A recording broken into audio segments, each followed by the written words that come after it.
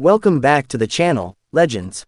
Imagine a world where chakra meets magic, where Naruto Uzumaki steps into the universe of fairy tale and everything changes forever.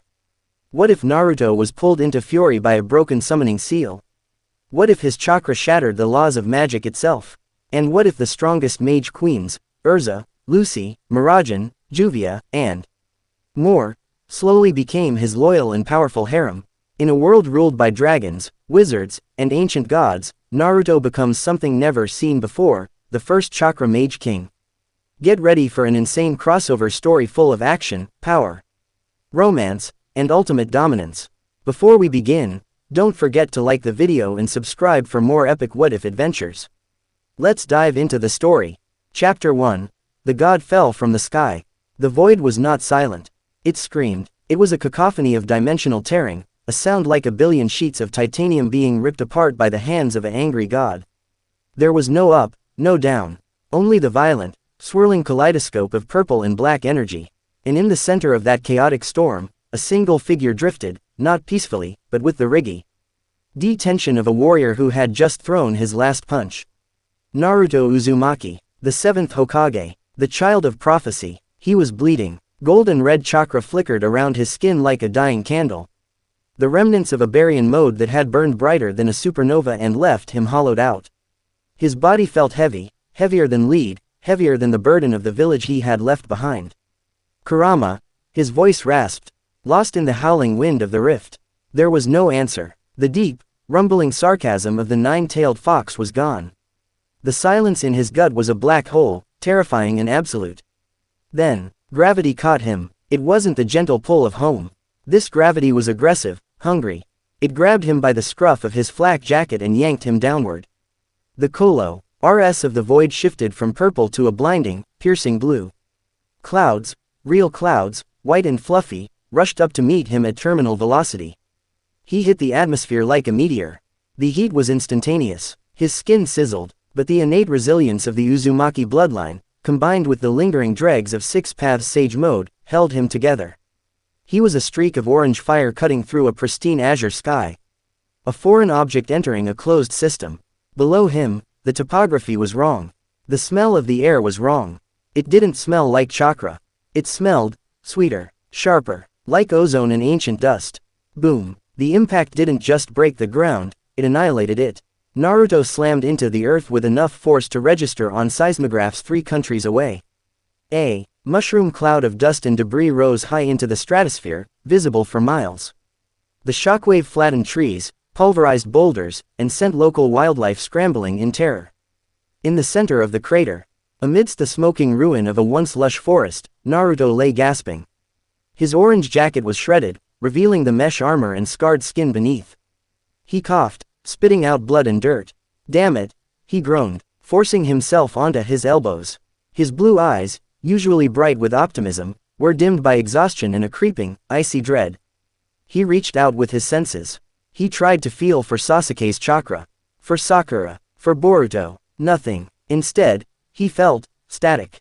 The air was thick with it. It wasn't chakra, it was something else. It felt alive, volatile, flowing through the earth like veins of mercury. It buzzed against his skin, irritating his chakra network. Where the hell am I? Magnolia Town. The fairy tale Guildhall. The Guildhall was rowdy, as usual. Otsu Dragneel was currently in a headlock administered by Grey Fullbuster, while Elfman shouted about manhood and Lucy Heartfilia tried to ignore them all while sipping a milkshake at the bar. Then, the floor jumped. It wasn't a subtle tremor. The entire massive structure of the Guildhall heaved upwards, rattling mugs off tables and sending Natsu and Grey sprawling into a heap of limbs. The master's drink spilled. Silence descended instantly. The playful brawl evaporated, replaced by the sharp, honed instincts of battle-hardened mages. Makarov Dreyar, the third master, stood on the bar, high. Small stature betraying the immense pressure rolling off him. His eyes were wide, fixed on the distant horizon to the west. Master. Urza Scarlet stepped forward, her armor clinking softly. She already requipped a sword into her hand, her gaze sharp. What was that? An earthquake? No, Makarov whispered, sweat beading on his forehead. That wasn't the earth moving on its own. Something hit us. An attack. Natsu jumped up, fists ignited. Is it Zerf? Acknowledge. Sit down. You idiot. Gray snapped, though his hands were trembling slightly. Can't you feel that? The ether nano in the air, it's going crazy. Wendy Marvell, the Sky Dragon Slayer, clutched her head, her knees buckling. It's so loud. The air is screaming. It doesn't feel like magic, Master. It feels heavy, so heavy I can barely breathe.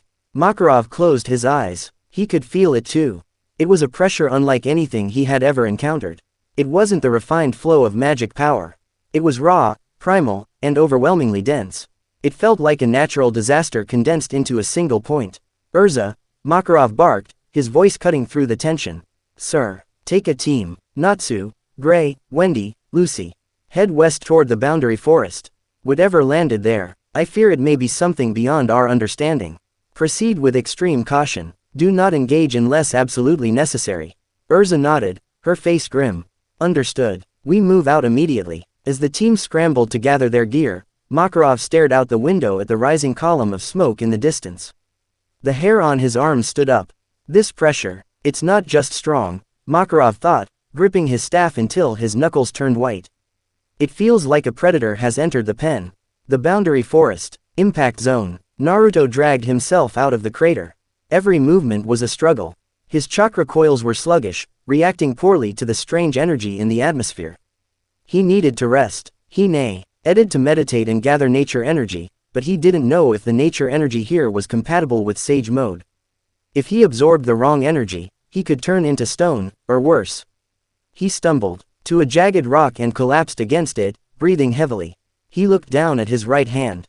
The bandages were torn, revealing the artificial limb. Okay, Naruto, assess, he muttered, falling back on his training. Unknown location, unknown hostiles, chakra reserves at, maybe 10%. Kurama is, he choked on the name, a fresh wave of grief hitting him.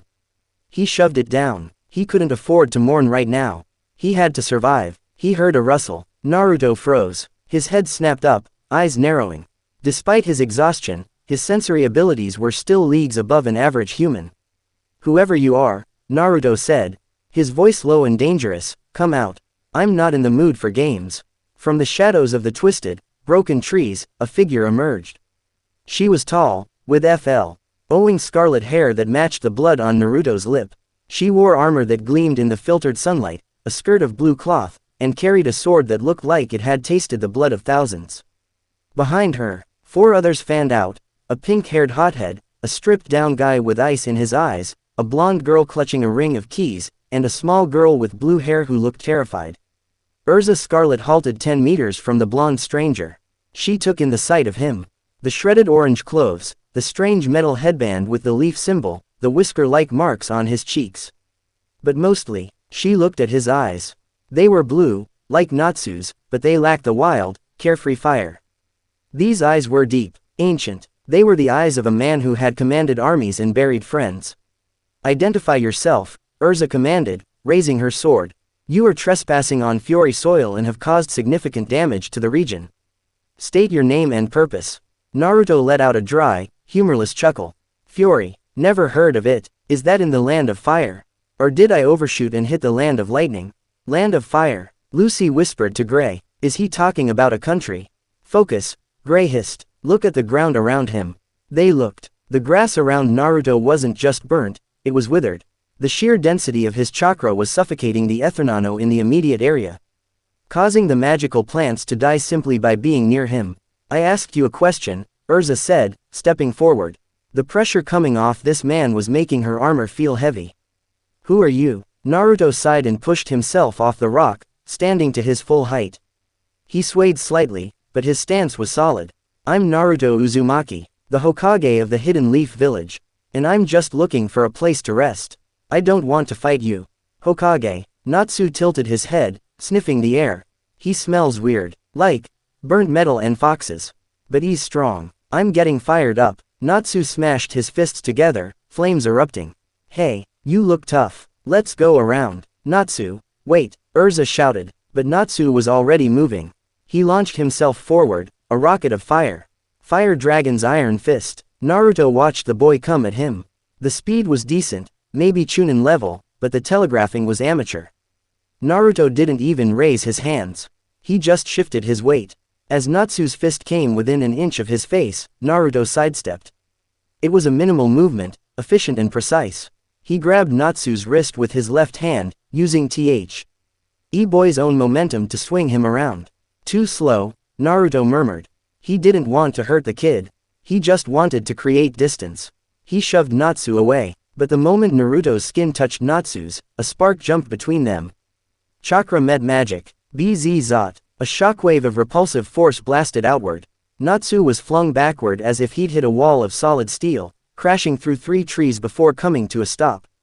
Naruto skidded back, his hand smoking. What was that? Naruto looked at his palm. That energy, it wasn't just fire. It was aggressive. It fought against his chakra. Natsu, Lucy screamed. Urza's eyes narrowed. You attacked my guildmate. He attacked me, Naruto countered calmly, though his heart was hammering. He was running on fumes. If they swarmed him, he might actually be in trouble. Requip. Heaven's Wheel armor. Light enveloped Urza. Instantly, her armor changed. She was surrounded by a circle of floating swords, her silver wings spreading wide. Circle sword. The swords launched at Naruto, spinning like buzzsaws. Naruto's eyes widened. Summoning weapons from a pocket dimension. Space-time ninjutsu. No, it's too fast. He reached into his pouch. 1 kunai left. Just 1. He channeled wind release. The kunai hummed with a sharp, azure glow. As the swords rained down, Naruto moved. He was a blur of orange and yellow. Clang, clang, clang. He parried the magical blades with pinpoint precision, deflecting them into the ground. But there were too many. One grazed his cheek, another sliced his thigh. He gritted his teeth and slammed his palm onto the ground. Earth style. Mud wall. Nothing happened. Naruto froze. What? He tried to mold the chakra, to grip the earth, but the earth here felt slippery. It didn't respond to High's chakra the way the elemental nation's soil did. The connection was severed. He's open. Gray yelled. Ice make. Lance. Dozens of ice spears shot toward him. Naruto, realizing his ninjutsu was misfiring, was forced to dodge physically. He backflipped over the ice, landing in a crouch. My ninjutsu isn't working right. The atmosphere is interfering with the chakra molding process. I have to Leon taijutsu and pure chakra enhancement. You're good, Urza admitted, recalling her swords. But you're surrounded. Naruto looked around. The pink one was back on his feet, looking angry. The ice guy was prepping another spell. The armored woman was a powerhouse. Listen, Naruto said, raising his hand slowly. I really don't want to hurt you guys. My techniques, they're dangerous. If I let loose, this whole forest goes away. Just let me walk away. We cannot let a threat like you wander free, Urza said sternly. Surrender, and we will take you to the master. He will decide your fate. Naruto's eyes flashed. Surrender. To unknown militants in an unknown land. Not happening. Sorry, Naruto said, his voice dropping an octave. I don't surrender. It's not in my ninja way. He flared his chakra. It wasn't the warm cloak of Kurama. It was his own base chakra, dense and terrifyingly large. The ground cracked beneath his feet. The air pressure dropped, making it hard to breathe. Urza took a step back involuntarily. This power, it's not magic. It's pure life force. How does one human hold this much power? Just as the tension reached its breaking point, a new sensation washed over the clearing. It wasn't the hot aggression of Natsu or the steel resolve of Urza. It was vast, ancient, and incredibly arrogant. The sky darkened. The clouds swirled, forming a vortex directly above them. A crimson light bathed the forest, turning the green leaves the color of blood. Urza froze, her face draining of color. She looked up, her lips trembling. No. It can't be. Natsu stopped growling. What is that? It smells like dragons. From the crimson vortex, a voice descended. It was a woman's voice, smooth as velvet but heavy as a mountain. My, what? A fascinating little insect has fallen into my garden. A figure floated down from the sky. She held a staff larger than herself. She wore a hat with massive, sweeping horns, and her outfit was scandalous and regal all at once. Her long scarlet hair billowed around her, defying gravity. Irene Belsarion, the Scarlet Despair, the Queen of Dragons. She didn't land. She hovered 10 feet off the ground, looking down at the standoff with amused, golden eyes. She ignored Urza completely. Her gaze was fixed solely on Naruto. Mother, Urza whispered, the word strangling her. Irene glanced at Urza dismissively. Hello, daughter. Play with your friends somewhere else. I am interested in him. She pointed a clawed finger at Naruto. Naruto looked up at her. He felt the hair on his neck stand up. This woman, she was dangerous. She felt like Kagaya, not in power, perhaps, but in nature. She felt inevitable. Who are you? Naruto asked, locking eyes with the witch. Irene smiled, and it was a terrifying thing. I am Irene. And you, Outlander, reek of a power that does not belong in this world. It tastes delicious. She raised her staff. The ground beneath Naruto turned to liquid. Universe 1. Localized distortion. Move. Naruto shouted to the fairy tale mages, his instincts screaming. He pushed off the liquid ground, leaping high into the air toward Irene. If she was the biggest threat, he had to neutralize her first.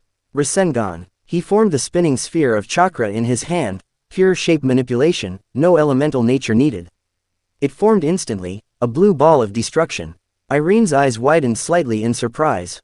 Oh, no incantation. She didn't dodge. She simply raised a hand. Sage Dragon's roar. She didn't transform. She just released a blast of pure magical energy from her palm. The Rasengan met the magic blast in midair. Ka boom. The explosion dwarfed the initial crash. A sphere of white light engulfed the forest. Urza threw up a shield to protect her team, sliding backward 50 feet. When the dust cleared, Naruto was back on the ground, sliding to a halt. His arm was numb. The Rasengan had been cancelled out. Irene was still floating, but she had drifted back a few inches. She looked at her hand, where a small burn mark was fading. Interesting, she purred. Her interest had shifted from curiosity to hunger. You blocked a fraction of my power with a ball of spinning air. You aren't a mage, are you? I'm a shinobi, Naruto spat, wiping blood from his chin.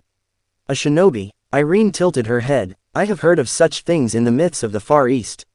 Assassins in the night, but you are no assassin. You are a natural disaster. She lowered herself until she was eye level with him, though still out of reach. I have a proposition for you. Shinobi. Not interested, Naruto growled. You are dying, she stated simply. Naruto stiffened. Your body is rejecting the ethernano in our atmosphere, Irene explained, circling him like a shark. You are running on a limited supply of your own internal energy. Once that runs out, the poison of our world will rush in to fill the void.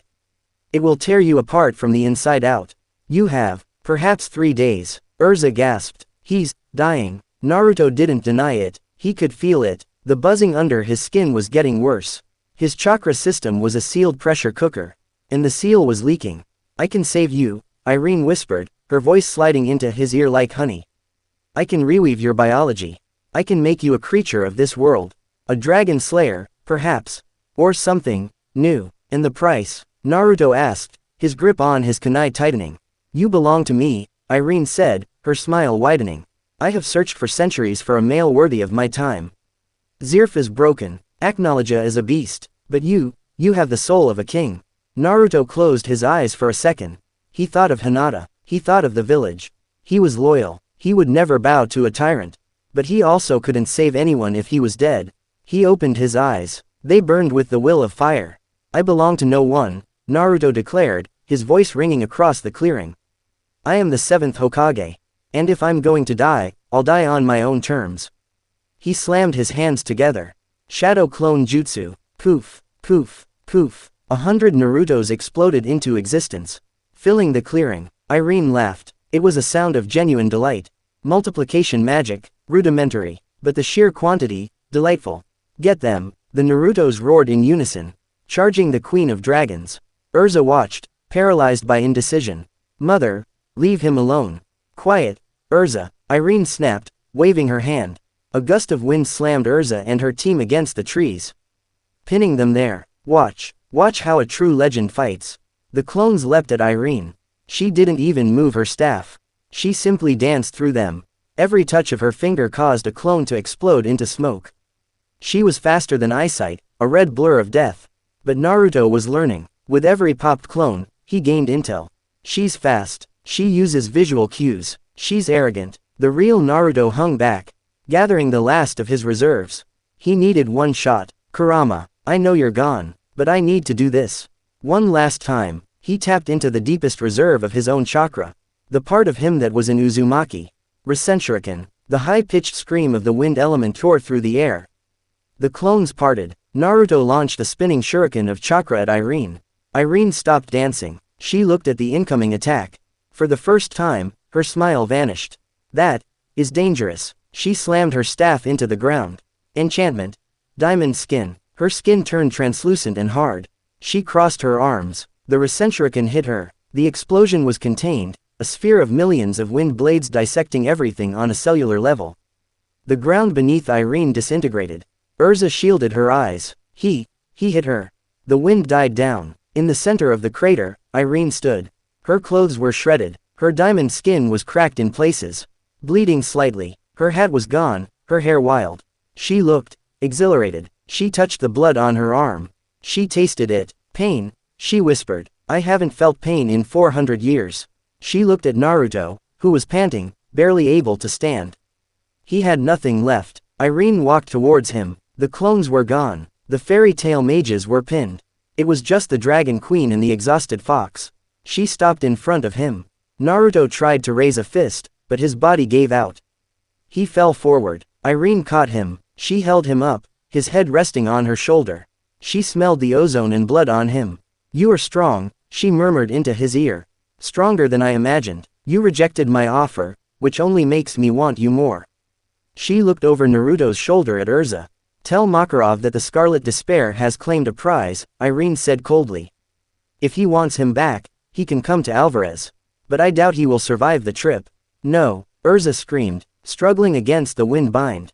Let him go. Irene tapped her staff on the ground. A magic circle glowed beneath her and Naruto. Sleep, my little maelstrom, Irene whispered to the unconscious Naruto. When you wake, the world will be different. With a flash of crimson light, they vanished.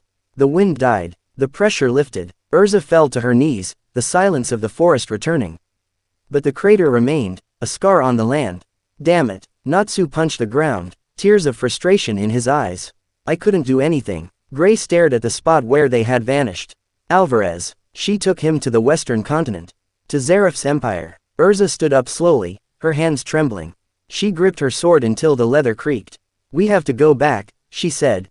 Her voice hollow but hard as steel. We have to tell the master. War isn't coming, it's already here. And in the silent void of the teleportation spell, Naruto drifted into darkness, UNAW.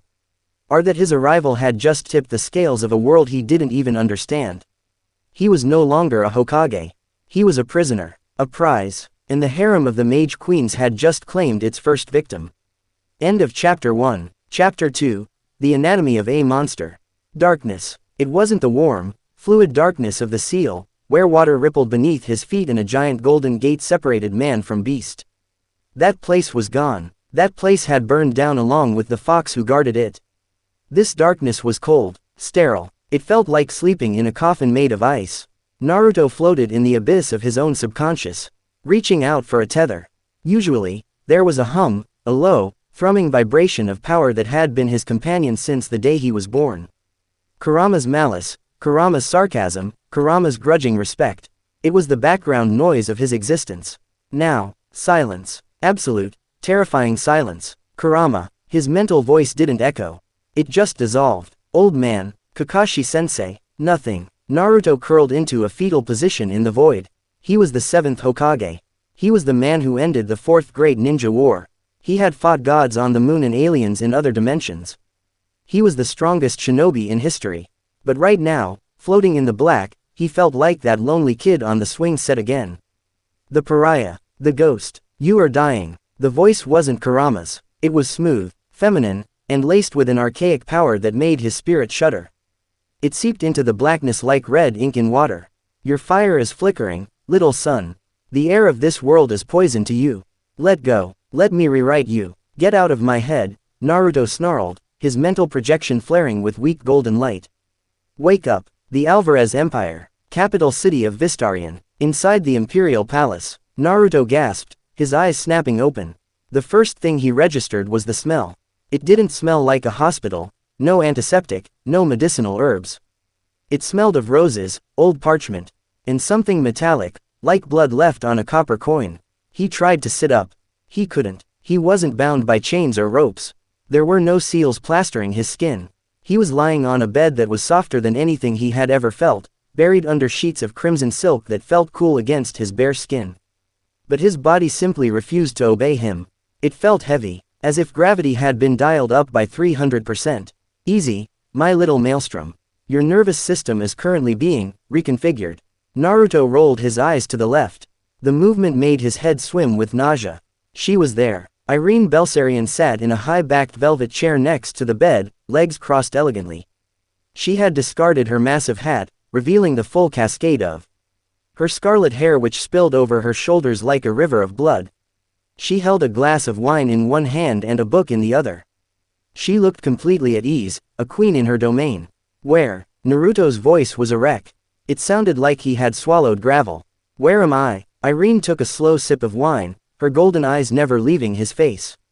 You are in Vistarion, the capital of the Alvarez Empire. Specifically, you are in my private quarters within the Imperial Palace. You should feel honored. The only other man who has ever stepped foot in this room is the Emperor himself, and even he knocks. Naruto grit his teeth, trying to force chakra into his limbs. He felt a flicker, a small spark in his gut, but it was instantly smothered by a heavy, oppressive blanket of foreign energy. What did you do to me? He demanded, the panic starting to rise. A shinobi without chakra was a dead man. I saved your life, Irene said calmly, snapping her book shut. I told you in the forest. Your body is an anomaly. You run on chakra, a fusion of physical and spiritual energy produced internally.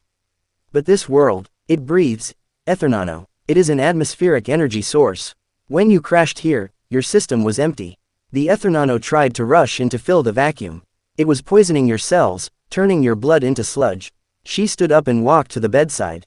She loomed over him, her presence overwhelming. I had to enchant your very physiology to stop the rejection, she whispered, leaning down. Her face was inches from his. He could see the intricate, predatory intelligence in her gaze. I placed a barrier around your internal power network. It keeps your chakra in, and the ethernano out. But the side effect is paralysis. Temporary, of course. Naruto stared at her. You crippled me. I placed you in stasis, she corrected. She reached out, her cool fingers tracing the whisker marks on his cheek. Naruto flinched, but couldn't move away. Fascinating markings. Are they tribal, or birth defects? They're none of your business, Naruto spat. Let me go. I need to get back to my village. My family. Irene laughed softly. It was a dark, rich sound. Family. Such a quaint concept. And how exactly do you plan to return? You fell from a rift in the sky that closed the moment you passed through. You are stranded, Shinobi. You are a castaway on an island of monsters. She straightened up and walked to the window. The curtains were drawn, but slivers of harsh sunlight cut through the room. Besides, she said, her back to him. You are a prisoner of war. War. Naruto frowned. I didn't declare war on anyone. Your existence is an act of war, Irene said, turning back to look at him, her expression hardening. Do you have any idea how much power you radiated when you landed? The sensors in the Magic Council went blind. The dragon gods on Giltina probably woke up from their naps. A power like yours shifts the balance of the world just by existing. If I hadn't taken you, the Magic Council would have fired the Etherian cannon at you just to be safe. Or Aknowledge would have come to eat you. Aknowledge. Naruto tested the name. It sounded heavy. The Dragon King, Irene said, a flicker of genuine hate crossing her face. He eats magic. He eats dragons. And he would have loved to taste whatever energy you hold inside that belly of yours. She walked back to him, her heels clicking on the marble floor. I am the only thing standing between you and annihilation, Naruto Uzumaki. You belong to the Alvarez Empire now. You belong to the Spriggan 12. You belong to me. Naruto closed his eyes, centering himself. He needed to think. Panic was death. Situation analysis, he thought, his tactical mind taking over. Restrained by unknown magic. Chakra suppressed but present. Enemy is a high-level magic user, likely the leader or second in command. Location. Enemy territory. Allies. None. Kurama. Gone. He took a deep breath. Okay. Step 1. Mobility. If I'm your guest, Naruto said, opening his eyes and forcing a calm he didn't feel. Then maybe you could unfreeze me. Hard to have a conversation when I'm paralyzed. Irene raised an eyebrow. And if I release the enchantment, you will not try to attack me. I'm not stupid, Naruto lied. I can't beat you like this. I just want to sit up. Irene studied him for a long moment. She was an enchanter. She could read the flow of magic, the intent in a soul. She saw the deception in him, the burning desire to fight, but she also saw his pride. He wouldn't attack like a wild animal. He was a soldier. Very well, she murmured. She waved her hand. Disenchant. Motor function. The weight vanished. Naruto sat up instantly, gasping as the blood rushed back into his extremities. He rolled his shoulders, hearing the joints pop. He swung his legs over the side of the bed. He was wearing loose silk trousers, but his chest was bare, wrapped in clean white bandages. He looked at his right hand. The prosthetic was gone. Where is it? He asked sharply, holding up his stump. The metal arm. Irene pointed to a table in the corner. It was damaged. I am analyzing its construction. It is crude technology, but the seal work inside it is advanced. I will repair it eventually. Naruto stood up. His legs were shaky, but they held. He looked at Irene. She hadn't moved. She was waiting for him to make a move. He didn't. He walked to the window and pulled back the heavy drapes. His eyes widened. Below him lay a city of gold and white stone, sprawling across a desert landscape. Massive towers pierced the sky, interconnected by bridges of light. It was beautiful, architectural perfection. But beyond the city, far to the horizon, he saw them. Armies. Legions of soldiers in armor. Massive beasts of burden. Warships floating in the harbor. It was a mobilization on a scale that rivaled the allied shinobi forces. What is all this? Naruto whispered. This is the might of Alvarez. Irene said, stepping up beside him. She smelled of enchanting perfume and dangerous magic. We are preparing for the invasion of Ishgar. The continent you landed on. The continent you attacked. I didn't attack it, Naruto said, watching a squadron of wyverns fly past the window. I crashed. Semantics, Irene dismissed. We are going to war to reclaim what is ours. We are going to take the fairy heart. And with you on our side, the war will be over before it begins. Naruto turned to face her. The sun caught the jagged scar on her stomach, visible through the slash in her dress. I'm not a weapon, Naruto said quietly. I spent my whole life proving I wasn't just a container for a monster. I'm not going to be your gun. Irene's eyes narrowed. You don't have a choice. I always have a choice. Naruto turned away from the window. Thanks for the medical attention. But I'm leaving. Irene didn't move to stop him physically. She just smiled. Go ahead. The door is unlocked. Quote. Naruto frowned. That was too easy. He walked to the massive double doors. He reached for the handle. THOOM. A barrier of red light slammed into his hand, hawking him with enough voltage to stop a heart. Naruto recoiled, shaking his numb fingers. A barrier? Naruto scoffed. I'm a seal master. I can break this. He placed his left hand on the barrier. He focused. He tried to summon the intricate knowledge of Uzumaki sealing jutsu. He visualized the chakra flow, the disruption pattern. But when he pushed his chakra into the barrier, it didn't disrupt. The barrier ate it. The red light pulsed, growing brighter. It fed on his chakra, strengthening the lock. High enchanter, Irene reminded him, her voice dripping with amusement. I didn't build a wall, Naruto. I enchanted the concept of exit to be null for you. You cannot break the door because, for you, the door does not exist as a passage. It is simply a wall. Naruto stared at the glowing red energy. This wasn't ninjutsu. It wasn't about overpowering the lock. It was rewriting reality. He turned back to her, frustration boiling over. So that's it. I'm a prisoner. You are a guest, Irene corrected. Walking back to her chair and retrieving her wine. Until you accept your place. Suddenly, the air in the room shifted. It wasn't Irene's magic. This was different. The temperature dropped 10 degrees instantly. The shadows in the corners of the room elongated, stretching toward the center. Irene stopped drinking. Her expression tightened. She stood up, her playfulness vanishing. He is here. Naruto felt it too. A presence. It was dark, cloying, and incredibly sad. It felt like death itself walking through the hallway. The door, the one Naruto couldn't open, creaked. The red barrier dissolved instantly, not broken, but simply ceasing to exist out of respect for the one entering. A young man walked in. He wore black robes with gold trim, a white toga draped over his shoulder. He had black hair and dark eyes that looked like they had seen the beginning and end of time. Zirf Dragneel, the Black Wizard, the Emperor of Alvarez. He didn't look at Irene. He looked straight at Naruto. Naruto stiffened. His sensory danger alarm was screaming so loud it was deafening. This guy, he was bad news.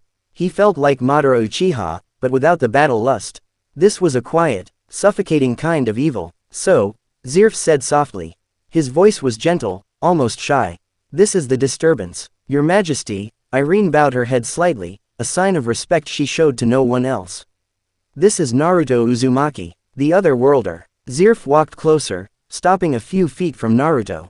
He didn't blink. The air around him shimmered with black miasma, the Anksaram curse waiting to lash out. You are in pain, Zirf observed. It wasn't a question. I've had worse, Naruto replied, holding his ground. He didn't bow. You're the boss. I am Zirf, he replied. He tilted his head. You have a curse inside you. Naruto blinked. A curse, not magic, Zirf clarified. A void. Something was ripped out of you. A massive soul. It left a hole. Zirf placed a hand over his own heart. I know that feeling well. The emptiness. Naruto's hands clenched into fists. Don't talk about him. Zirf smiled sadly. You are grieving. Good. Grief is a powerful motivator. Irene tells me you are strong. He survived a direct hit from my Sage Dragon Roar encountered with a wind spell that cracked my diamond skin, Irene reported, her voice professional. His energy reserves are astronomical. Even in his weakened state, he rivals August. Zeref's eyebrows shot up. Rivals August. Truly. He looked at Naruto with renewed interest. Naruto, Zeref said, I have a dream to end this world of suffering. To reset the timeline and create a future where no one has to cry. I need power to do it. Infinite power. You are a battery unlike anything I have ever seen. I'm not a battery, Naruto growled, blue eyes flashing red for a split second. A phantom sensation of claws raked the inside of his mind. We shall see, Zirf murmured. He turned to Irene. Keep him here. Do not break him, yet. I want to study his energy signature. If we can replicate his power source, we may not even need the fairy heart. As you wish, Your Majesty, Irene said with a curtsy. Zirf turned to leave, but stopped at the door. He looked back at Naruto. Do not try to escape the palace, Naruto, Zirf warned softly. My Spriggan 12 are here. Irene is the strongest woman. But she is not the only monster in these halls. If you step outside this room, you will die.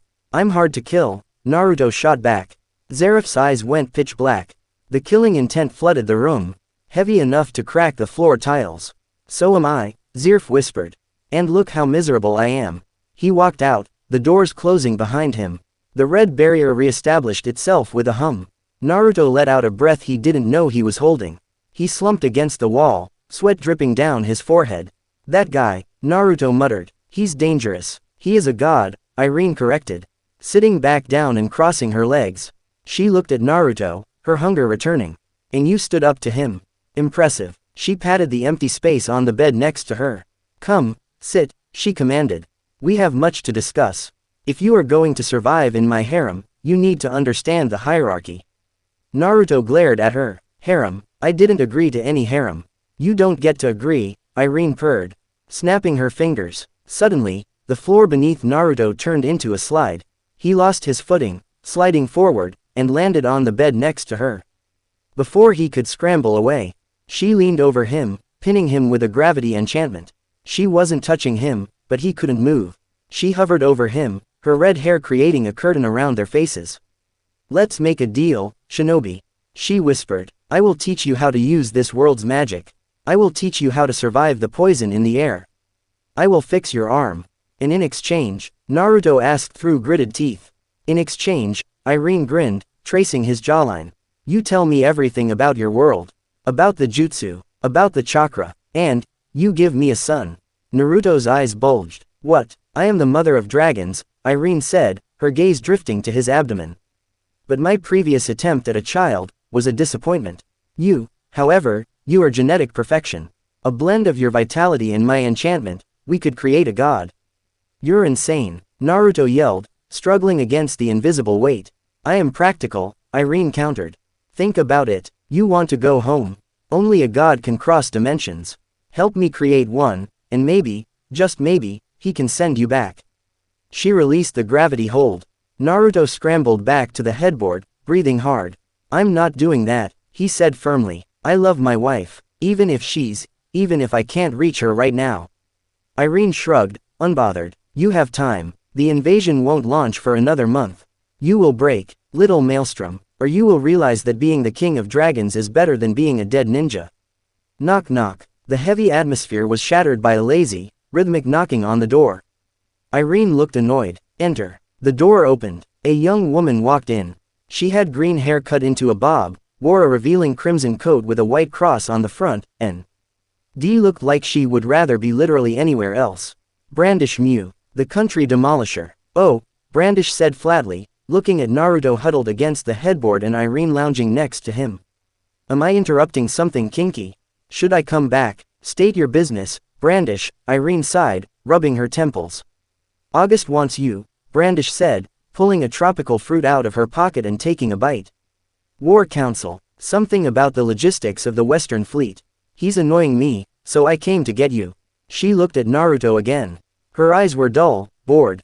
So this is the alien? Brandish asked, chewing loudly. He looks scruffy and weak. He is recovering, Irene snapped. And he is mine. Do not touch him. Brandish shrugged. Don't want him. Too loud. But, she pointed a finger at Naruto. You're taking up a lot of space, Brandish muttered. Smaller. Flash. Naruto felt a weird sensation, like his body was being squeezed through a tube. The world suddenly got massive. The bed became a landscape. Irene became a titan. Naruto looked down. He was the size of an action figure. What the hell? Squeaked Naruto. His voice was high-pitched and tiny. Brandish smirked. A tiny. Barely their uplift of her lips. Cute. Like a doll. Brandish. Irene slammed her hand on the table, shattering her wine glass. Restore him. Now. Fine. Brandish rolled her eyes. You have no sense of humor, Irene. She snapped her fingers. Normal. Pop. Naruto expanded back to full size instantly. He hyperventilated, patting his chest. That was terrifying. He didn't even feel chakra build up. It just happened. Reality just bent because she said so. These women, Naruto thought, staring at the two monsters in front of him. One wants to breed me, the other wants to shrink me. This place is a nightmare. I'm going, Irene said, standing up and smoothing her dress. She turned to Naruto. Stay. Brandish will watch the door. If you try to leave, she will shrink your heart until it stops beating. Understood. Naruto glared at Brandish. Brandish just yawned and sat in Irene's chair, kicking her feet up on the table. Don't worry, Brandish muttered to Naruto. I'm too lazy to kill you. Unless you're annoying. Are you annoying? I've been told I can be, Naruto said dryly. Great, Brandish sighed, pulling a magazine out of thin air. Just sit there and be quiet. If I hear, Dadbeo, or whatever, I'm shrinking your mouth shut. Irene swept out of the room, her cape flowing behind her. The door didn't close this time. The red barrier was gone. But Brandish was the new wall. Naruto sat on the edge of the bed, watching the green-haired girl read her magazine. He looked at his hand. He looked at the window. He looked at Brandish. She's lazy, Naruto analyzed. She's underestimated me. She thinks I'm powerless without magic. He closed his eyes. He didn't reach for his chakra. He reached deeper. In the void of his stomach, where Kurama used to be. There was nothing. But in his own cells, in the Uzumaki lineage, there was a spark. His body was fighting the Ethernano, yes. But Naruto was a sage. His body was designed to absorb natural energy. Irene said the atmosphere was poison. But what was sage mode if not taking external energy and balancing it? If I can't block it, I have to accept it. Naruto took a deep meditative breath. He cracked one eye open. Brandish turned a page. I need to learn how to eat this poison, Naruto decided. I need to learn sage mode, Ethernano style. He closed his eyes again. He began to meditate. The buzzing static of the air pressed against his skin. Instead of pushing it away, he opened a tiny, microscopic pore in his chakra network. He let a drop of the poison in. Pain. White-hot pain seared through his meridian. But Naruto didn't flinch. He had shared a body with a hate-filled demon for 17 years. He knew how to wrangle hostile energy. He grabbed the doctor, Oplet of Ethernano with his own spiritual energy and crushed it, forcing it to merge. It didn't mix well. It was volatile, but it didn't kill him. Step 1, Naruto thought, a bead of sweat rolling down his nose. Adapt. Across the room, Brandish lowered her magazine slightly. Her eyes narrowed. He's changing the shape of the air, she whispered to herself. She watched the blonde man on the bed. For a second, just a second, the space around him seemed to warp. Not with magic. but with sheer physical density. Brandish Mew, the woman who could destroy nations with a thought, felt a tiny prickle of unease. Maybe Irene was right, she murmured, taking a bite of her fruit. Maybe he's not a doll. She watched him, and for the first time in years, she wasn't bored. Naruto sat in the crimson cage of the Mage Queens, and he began to sharpen his teeth. End of Chapter 2. Chapter 3. The poison in the veins. The air in the room was getting heavier. It wasn't the humidity of the desert outside or the oppressive magical aura of the castle. It was Naruto. 2 hours had passed since Irene left. 2 hours of silence, broken only by the rhythmic flipping of glossy magazine pages and the ragged, tortured breathing of the blonde man on the bed. Brandish Mew lay sprawled on a chaise lounge she had enlarged for comfort. She was bored. Boredom was her default state, a protective shell again. Saint a world that required too much effort. But her boredom was currently being threatened by the sheer noise of the man's existence. It wasn't audible noise, it was a sensory vibration. Every time Naruto inhaled, the ethernano in the room, the microscopic magical particles that saturated the atmosphere, swirled toward him like water circling a drain. "You're doing it wrong," Brandish mumbled, not looking up from an article about bikini trends in Bosco. Naruto didn't answer immediately. He was locked in a mental cage match with his own biology. Sweat poured off him, soaking the silk sheets. His veins were bulging, dark and prominent against his tan skin. "Shut up," Naruto hissed through gritted teeth. He was sitting in a lotus position, his hands clasped in the traditional seal for gathering nature energy. But this wasn't the calm, singing nature of Mount Myoboku. This was the aggressive, chaotic ambient magic of Earthland. "It's too sharp," Naruto thought, his mind screaming. "It's like swallowing razor blades." In the elemental nations, nature energy was a river. You dipped your cup in, you drank, you became one with the flow. Here, the energy was a jagged storm. It didn't want to be absorbed. It wanted to consume. He pulled a sliver of ethernano into his chakra coil. Instantly, his system rejected it. It felt like injecting acid into his bloodstream. "Don't fight it," he told himself. Kurama used to be poison too. Hate was poison. I turned hate into power. I can turn this into power. He visualized the ethernano not as an enemy, but as a spice. He had to dilute it. Ratio, he calculated, his tactical mind running at 1,000 miles per hour. Standard Sage mode is 1, 1, 1. Physical, spiritual, natural. But this stuff is denser. If I use a 1, 1 ratio, I'll turn into a statue. I need to overwhelm it. 10 parts chakra. 1 part ethernano. He shoved his massive reserves of spiritual energy against the intruder. He crushed the ethernano, grinding it down until it stopped fighting. Then, he fused it. Snap. A sound like a cracking whip echoed through the room. The vase on the bedside table shattered. The glass of the windows rattled in their frames. Brandish finally lowered the magazine. Her eyes, usually half-lidded and disinterested, were wide open. Naruto opened his eyes. The irises were no longer just blue. They were electric, glowing with a bioluminescent intensity. The pupil wasn't a slit, nor a cross. It was trembling, vibrating between shapes, unstable. Orange pigmentation appeared around his eyes, but it was jagged, like lightning bolts scarring his skin. Not the smooth curves of Toad Sage markings. Ha! Naruto exhaled. A puff of white steam left his lips, dissipating instantly. "You're a monster," Brandish said flatly. She sat up, dropping the magazine. "That's not magic. You're not casting a spell. You're eating the room."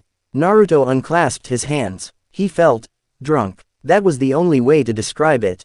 The power coursing through him was jagged and hot, like drinking cheap whiskey mixed with gasoline. But his paralysis, gone. The numbness in his fingers, gone. He stood up. The floorboards groaned under his weight, even though he hadn't gotten any heavier physically. His presence had mass now. "I'm not eating the room," Naruto rasped, his voice sounding double-layered, as if a metallic echo lay beneath his vocal cords. "I'm just breathing." He looked at Brandish. For the first time, he really looked at her. With his new sensory perception, he didn't just see a girl in a coat. He saw a mountain. Her magical power was compressed, tightly coiled within her small frame. It was a terrifying amount of energy. She could probably level a city with a sneeze. "You're strong," Naruto admitted.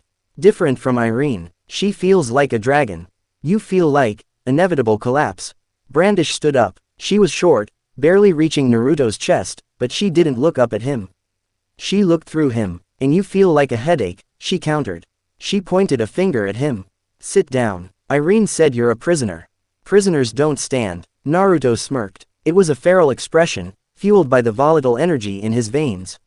Make me. Brandish sighed. I hate stubborn things. They're such a pain to break. Command T. She didn't shout the spell. She just thought it. Naruto's world tilted. He expected to shrink. He braced himself for the sensation of the room growing giant. But Brandish didn't shrink him. She shrank the floor tile he was standing on. Crack. The marble tile instantly vanished into a microscopic speck. Naruto, losing his footing, pitched forward. As he fell, Brandish flicked her finger upward. The tile expanded, explosively. It shot up like a piston, slamming into Naruto's chest with the force of a hydraulic press. Boof. Naruto was launched backward, flying across the room. He smashed into the heavy oak wardrobe, splintering it into kindling.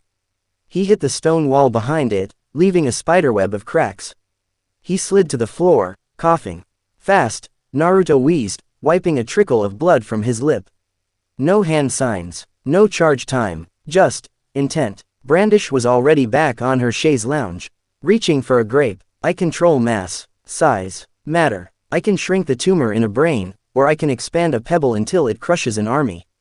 You are just mass, Naruto Uzumaki.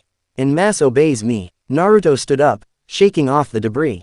His chest throbbed, but the sage chakra, this new, dirty sage chakra, was already knitting the bruising tissue together.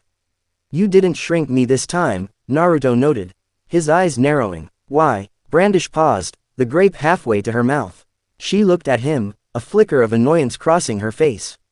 Because, she muttered, when I tried to grab your magical signature earlier, it felt slippery.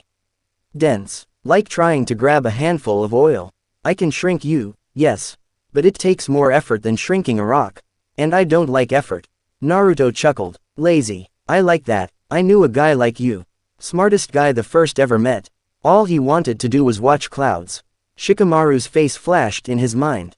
The pain of home, sickness hit him harder than the marble tile. He shoved it down. So, Naruto said, dusting off his pants.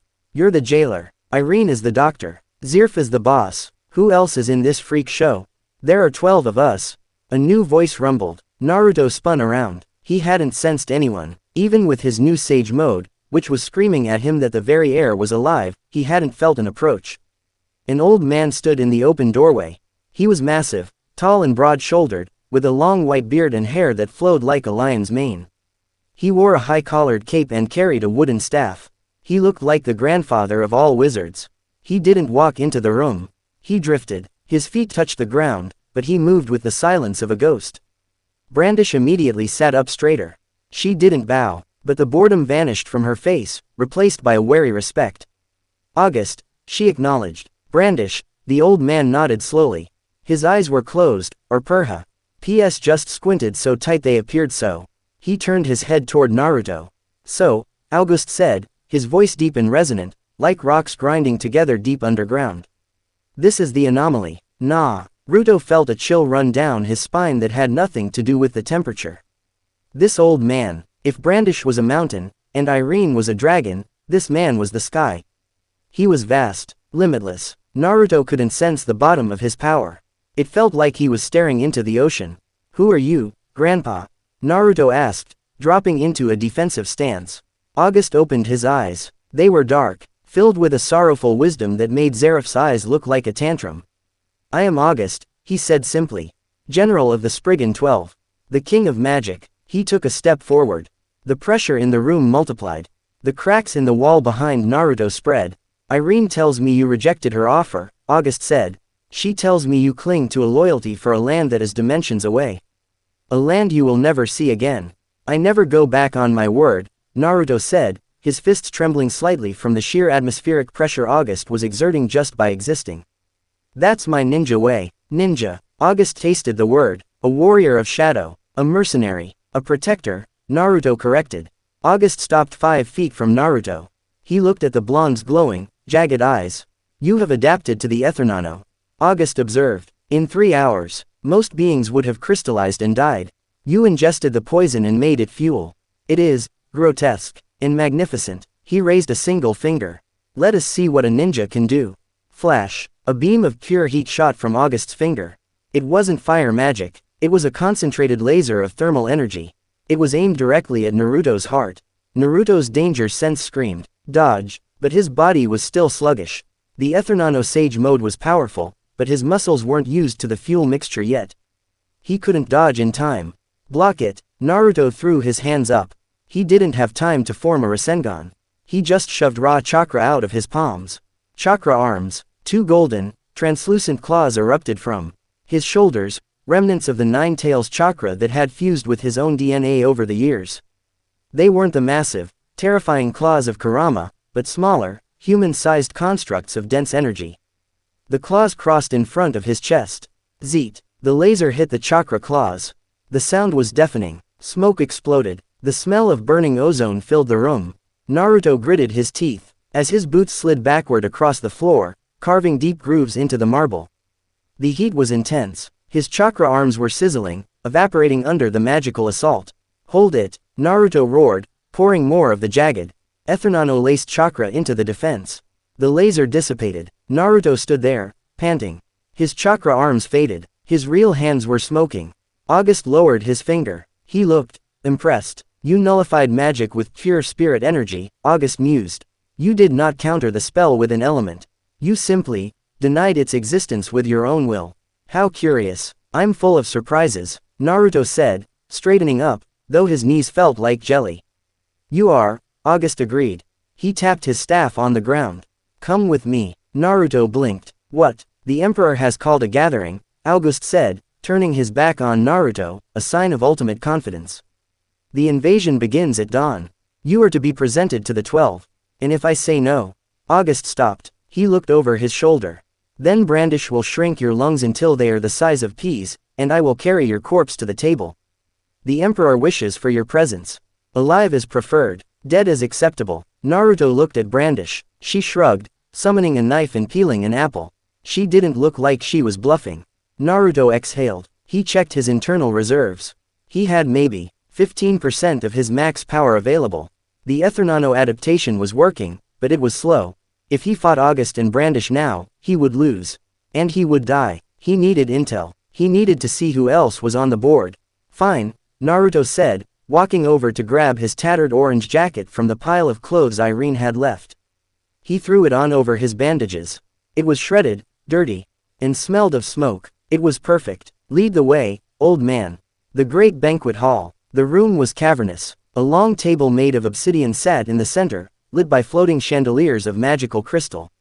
The walls were lined with banners of the Alvarez Empire, a stylized golden crest on black. Naruto walked in, flanked by August and followed by Brandish. The room was already occupied. Naruto's eyes scanned the table. His threat assessment instincts went into overdrive. 10, he counted, plus August and Brandish, 12. At the head of the table sat Zirf. He looked small in the massive throne, looking down at a map spread across the obsidian surface. To his right sat Irene, looking fresh and regal in a new outfit, her staff leaning against the table. She smiled when she saw Naruto, a possessive glint in her eyes. Ah, Irene purred. He walks. I told you my enchantment was flawless. He fights, too, Brandish said, hopping into a chair and kicking her feet onto the table. He broke the wardrobe. Naruto ignored them. He was looking at the others. There was a man who looked like a vampire, dressed in a butler's suit invul. There was a colossal machine man that hummed with steam, wall-iked. There was a dark-skinned man with wild hair who looked like he was vibrating with kinetic energy, Agil. And there was a man with a wheel on his back, dressed like a flamboyant saint. Oh my, the saint man stood up, striking a pose. Is this the alien, the visitor from the stars? He looks absolutely fabulous. God Serena approves. Sit down, Serena. A woman with blonde hair and a knight's shield snapped Demaria. You're embarrassing us. Silence, Zirf whispered. The room went deathly quiet. Even the machine man stopped whirring. Zirf looked up from the map. He looked at Naruto. Naruto Uzumaki, Zirf said softly. Welcome to the Shield of Spriggan. Naruto stood at the end of the table. He felt like a lamb thrown into a den of wolves. But he wasn't a lamb. He was a fox. I'm not joining your club, Naruto said, his voice echoing in the silent hall. You misunderstand, Zirf said, standing up. He picked up a pie. CE from the map, a small wooden figure representing a soldier. We are not asking you to join. We are informing you of your purpose. Zirf placed the soldier on the map. Specifically, on a landmass labeled ISHGAR. Tomorrow, the fleet launches, Zirf said. We will burn a path to the Fairy Tail Guild. We will extract the fairy heart. And then, I will initiate Neo Eclipse. Neo Eclipse? Naruto asked. A reset, Zirf said, his eyes glazing over with madness. I will burn this timeline to ash. I will go back. I will save my brother. I will save myself. I will undo the curse. He looked at Naruto with genuine pleading. Don't you want that, Naruto? To go back, to save the ones you lost. To save the fox. Naruto froze. The room seemed to stretch. Go back. He could save Neji. He could save Jiraiya. He could save Minato and Kushina. He could save Kurama. For a second, just a heartbeat, Naruto wavered. The temptation was a hook in his heart. Then, he remembered Obito. He remembered the infinite Tsukuyomi. A perfect world created by lies. Naruto clenched his fists. The Ethernano-laced chakra flared around him, casting jagged shadows on the walls. The past is gone, Naruto said, his voice trembling but firm. We carry it with us. We don't rewrite it. That's what makes us who we are. Zeref's face fell. The sadness returned, deeper than before. I see, Zirf whispered. You are just like Natsu. You cling to the pain because you think it gives you meaning. Zirf crushed the wooden soldier in his hand. Dust fell onto the map. August. Yes, Your Majesty, the old wizard responded. Prepare the guest quarters, Zirf ordered. Naruto will travel with the flagship. Keep him close to the Larcade unit. Perhaps their unique physiologies will resonate. Understood. Zirf turned and walked out of the hall into the shadows. Meeting adjourned, August announced. The tension broke. The Spriggan 12 exploded into chatter. So he's coming with us. Agil, the Desert King, grinned. Leaning over the table. Hey, ninja boy, can you fight? I bet I can dry you out in 5 seconds. I want to dissect him. The machine, wall, beeped. His energy signature is illogical. I want to fight him. God Serena shouted. The 8 dragons of God Serena versus the Shinobi of legend. It will be a spectacle. Irene stood up and glided over to Naruto. She placed a hand on his shoulder. Her nails were sharp. Enough, she commanded the room. They quieted down. She was the strongest female, and everyone knew it. She leaned into Naruto. You survived the first test, she whispered. Zirf likes you. That is dangerous. But tonight you rest. She steered him toward the door. Tomorrow, you will see war, Naruto. True war, not ninjas hiding in trees. But magic that reshapes continents. Naruto let her guide him. He was scanning the faces of the Spriggan 12 one last time. 12 monsters, he thought. And one immortal wizard. He touched his stomach. The seal was gone, but the muscle memory remained. I have to get out of here, Naruto thought. I have to find that Fairy Tail Guild. If Zirf wants them bad enough to start a war, and they're my best chance at stopping him. As they walked out of the hall, Naruto looked out a window. The moon was rising. It looked huge and red. Just you wait, Naruto whispered to the moon. I'm not done yet. The dungeon. Later that night, Naruto sat in a cell. It was a luxurious cell, silk pillows, plenty of food, but a cell nonetheless. The bars were made of anti-magic stone, and Irene D layered 3 barrier enchantments over the door.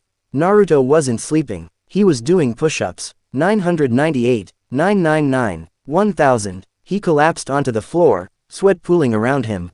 The physical exertion helped settle the chaotic energy in his blood. He rolled onto his back and looked at his right arm. The stump where his prosthetic used to be was wrapped in fresh bandages. He held up his left hand. He concentrated. Rasengan. A blue sphere formed, but it wasn't stable. It wobbled. Sparks of purple electricity, the Ethernano, arced off it. It hissed like a snake. It was small, weak, a shadow of what he could do. Naruto closed his hand, extinguishing the jutsu. I need a plan, he muttered. Suddenly, a small shadow materialized in the corner of his cell. It wasn't a person, it was a shadow. It detached itself from the wall and stood up. Naruto scrambled back, kunai which he had swiped from the table at dinner, a butter knife he had sharpened against the stone floor in hand. Who's there? The shadow coalesced. It formed into a man. A man wearing a cloak, with a mask covering the lower half of his face. No. Not a mask. Naruto squinted. Messed. The man blinked. You know me. No, Naruto said, confused.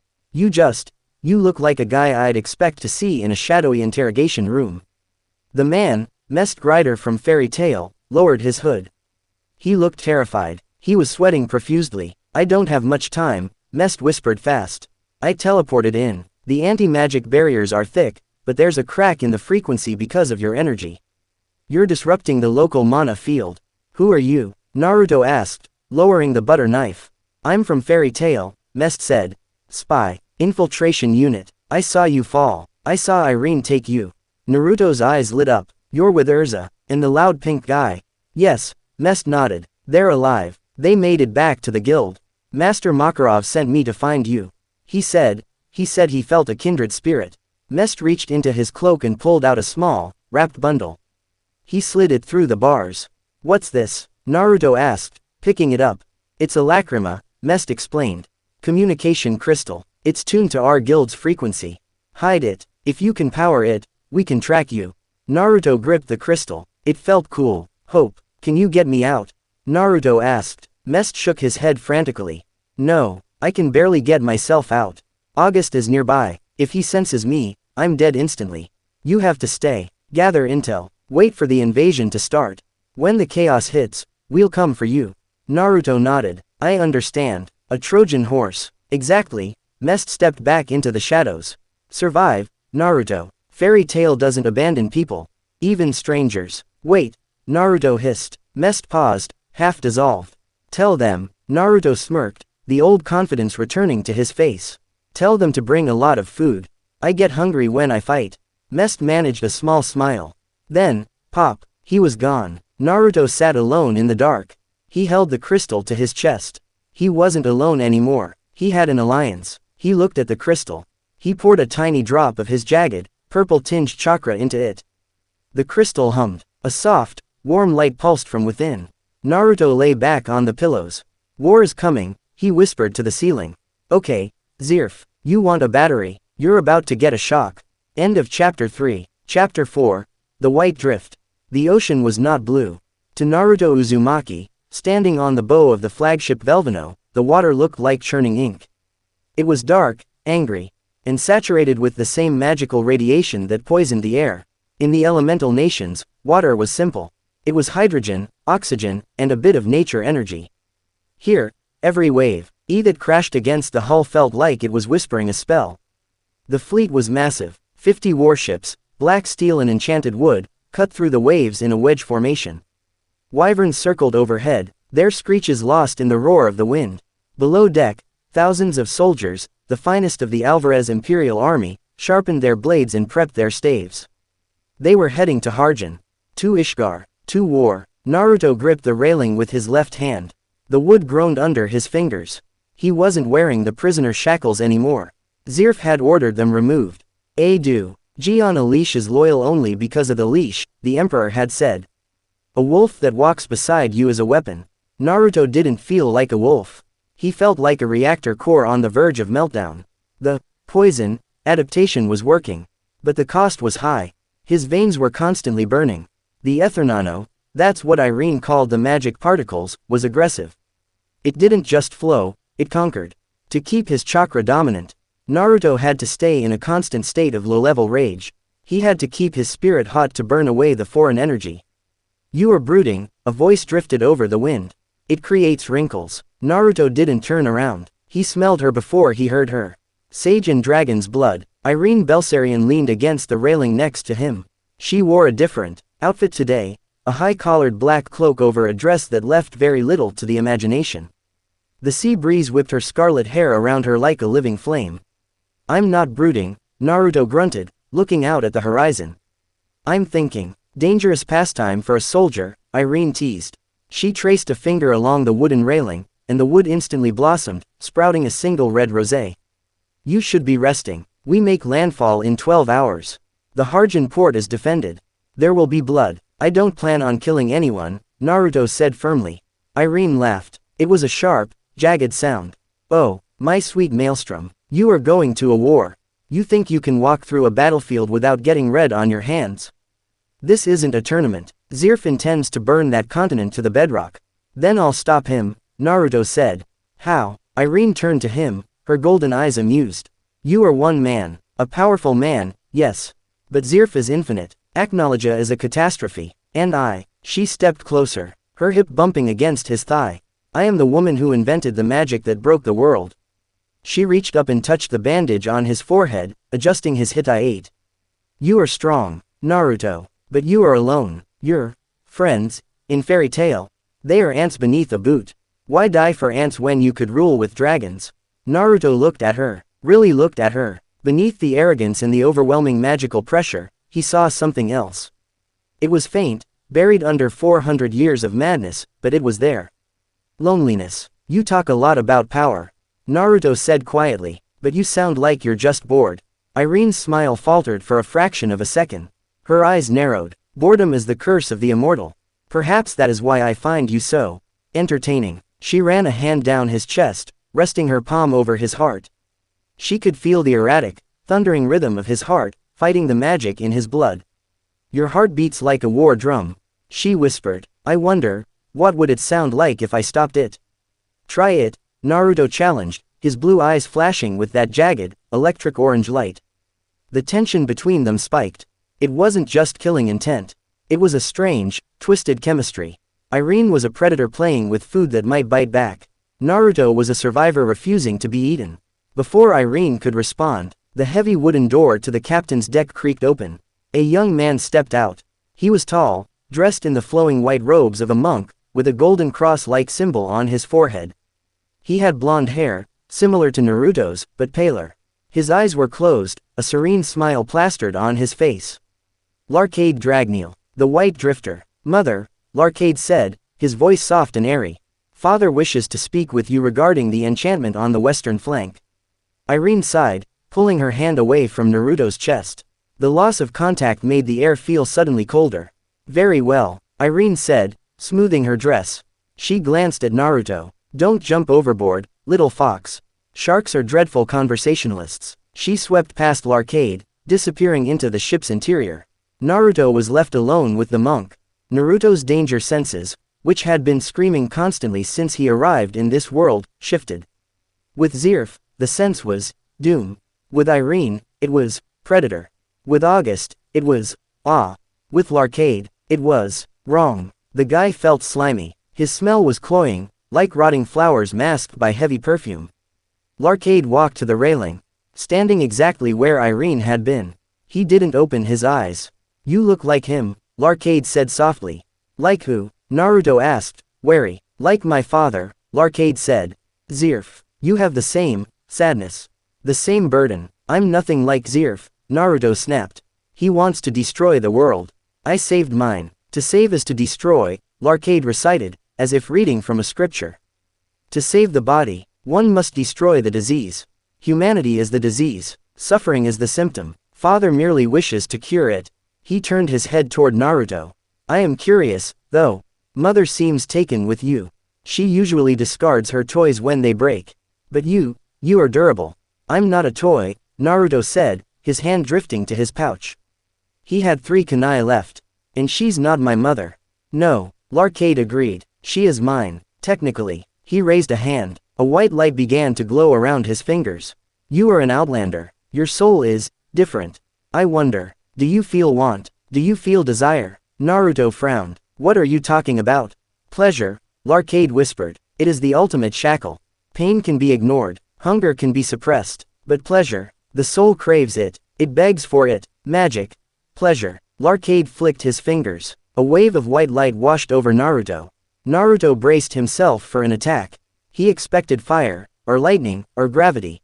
Instead, he felt good. Too good. His muscles relaxed. The constant, burning ache in his veins vanished, replaced by a warm, fuzzy euphoria. It felt like eating a bowl of Ichiraku ramen after a 3-day mission. It felt like a hot bath. It felt like Hinata's hand in his. His knees buckled. His vision blurred. Give in, L'Arcade's voice echoed in his mind. Sleep. Drift. There is no war here. Only peace. Naruto slumped against the railing. His breath hitched. It was intoxicating. Why fight? Why struggle against the Ethernano? It was so easy to just let go. Naruto-kun. The voice in his head was soft. Hinata. Don't give up. Naruto's eyes snapped open, the euphoria curdled. It wasn't real. It was a lie. It was a genjutsu of the nervous system. You think? Naruto gritted his teeth, his hand gripping the railing so hard the wood splintered. You think you can buy me with a cheap high? L'arcade's smile twitched. It is not cheap. It is divine. No mortal can resist the call of pure bliss. I've felt better, Naruto growled. He forced his jagged chakra to flare. He didn't push the pleasure away, he burned it. He summoned the memory of pain. The death of Neji, the loss of Jiraiya, the isolation of the swing set. Pain was real. Pain was grounding. Wake up, Naruto roared. Boom. A shockwave of orange and purple energy blasted outward from Naruto's body. The white light of L'arcade's magic was shattered like glass. The pressure cracked the deck planks beneath their feet. L'arcade stumbled back, his eyes finally snapping open. They were blank, soulless things. You rejected it. L'arcade looked genuinely confused. How? Every living thing seeks pleasure. Naruto stood up, panting heavy breaths. His skin was smoking. He terrifying, a demon rejecting heaven. My happiness isn't something you can give me, Naruto spat, pointing a shaking finger at the monk. And it's definitely not something you can use against me. I earned my peace. I fought for it. He stepped forward, grabbing L'arcade by the collar of his robe. Don't ever try to mess with my head again, or I'll show you what real pain feels like. L'arcade stared at him. He didn't look afraid. He looked jealous. You have a strong soul, L'arcade whispered. Father will love tearing it apart. Naruto shoved him away. L'arcade stumbled, straightened his robes, and bowed mockingly. Then he turned and walked away, fading into the shadows of the ship. Naruto leaned back against the railing, his heart hammering. That magic, it was insidious. If he hadn't had the mental fortress built by years of Jinchuriki training, he might have succumbed. This world, everyone had a gimmick. And every gimmick was lethal. Trouble in paradise, Naruto groaned. He looked up. Brandish was sitting on top of the ship's mast, 50 feet in the air. She was eating a mango. Do you people ever leave me alone? Naruto shouted up at her. No, Brandish called back. Zirf said to keep eyes on you. I have eyes. Therefore, I am here. She jumped down. She didn't use magic to slow her fall. She just landed on the deck with a heavy thud, cracking another plank. You're breaking the ship, Naruto noted. I'll fix it later, Brandish mumbled, taking a bite of the mango. Or I'll just shrink the cracks until they don't matter. She looked at him. Her gaze was lazy, but sharp. L'arcade is a creep, she said plainly. Don't let him touch you. His magic targets human desire. Hunger, sleep, lust. If you have needs, he owns you. I noticed. Naruto rubbed his temples. You're weird, though, Brandish said, tossing the mango pit into the ocean. You broke his spell with anger. No, not anger. Willpower. I'm stubborn, Naruto said. Clearly. Brandish sat on a crate.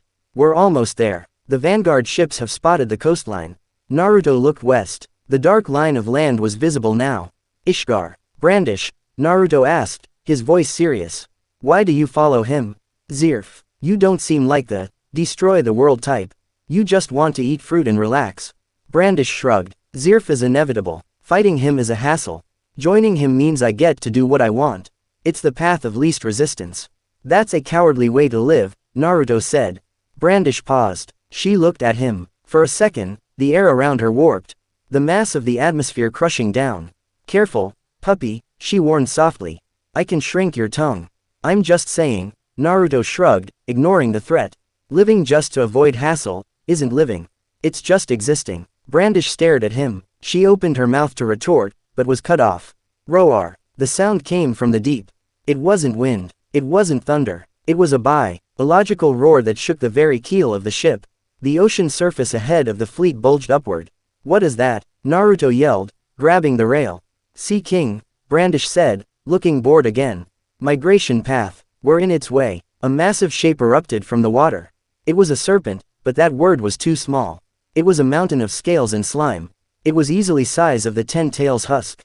Green scales, yellow eyes the size of houses, and a maw filled with rows of jagged teeth. It loomed over the fleet, casting a shadow that swallowed 5 ships. Crash. The monster slammed its tail down. 2 of the Alvarez escort ships, frigates carrying hundreds of soldiers, were instantly obliterated. Wood shattered like toothpicks. Men screamed as they were dragged under. They're dying, Naruto shouted. He looked at the bridge. Why aren't you firing? Where's Zirf? Where's August? The Emperor doesn't concern himself with roadkill, Brandish said, not moving from her crate. And August is asleep. Are you kidding me? Naruto watched as the serpent lunged again, snapping another ship in half with its jaws. It's a test, Irene's voice projected over the entire deck via magic. Naruto looked up. Irene was standing on the highest balcony of the command tower, looking down at him. The soldiers are expendable, Naruto. Irene shouted, her voice ringing with authority. But are you, if you want to save them? Show us why you are worth keeping alive. Naruto grit his teeth. You sick. He didn't finish the sentence. He moved. He leapt onto the railing. Don't do it, Brandish warned lazily. The water is dense with ethernano. You can't walk on it with your broken chakra control. You'll sink. Watch me, Naruto growled. He jumped. He plummeted toward the dark, churning water. Concentrate, Naruto screamed internally. The water is hostile. Don't try to stick to it. Dominate it. He slammed his feet onto the surface of the ocean. Splat. He didn't sink, but he didn't stick either. The water repelled him, fighting his chakra. It was like running on greased ice.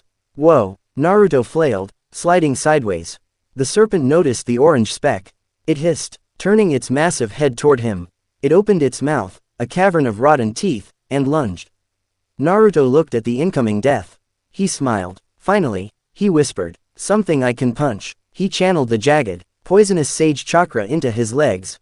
Boom. He kicked off the water with enough force to create a tidal wave. He launched himself into the air, a blur of orange lightning. He soared upward, past the serpent's jaw, past its yellow eyes.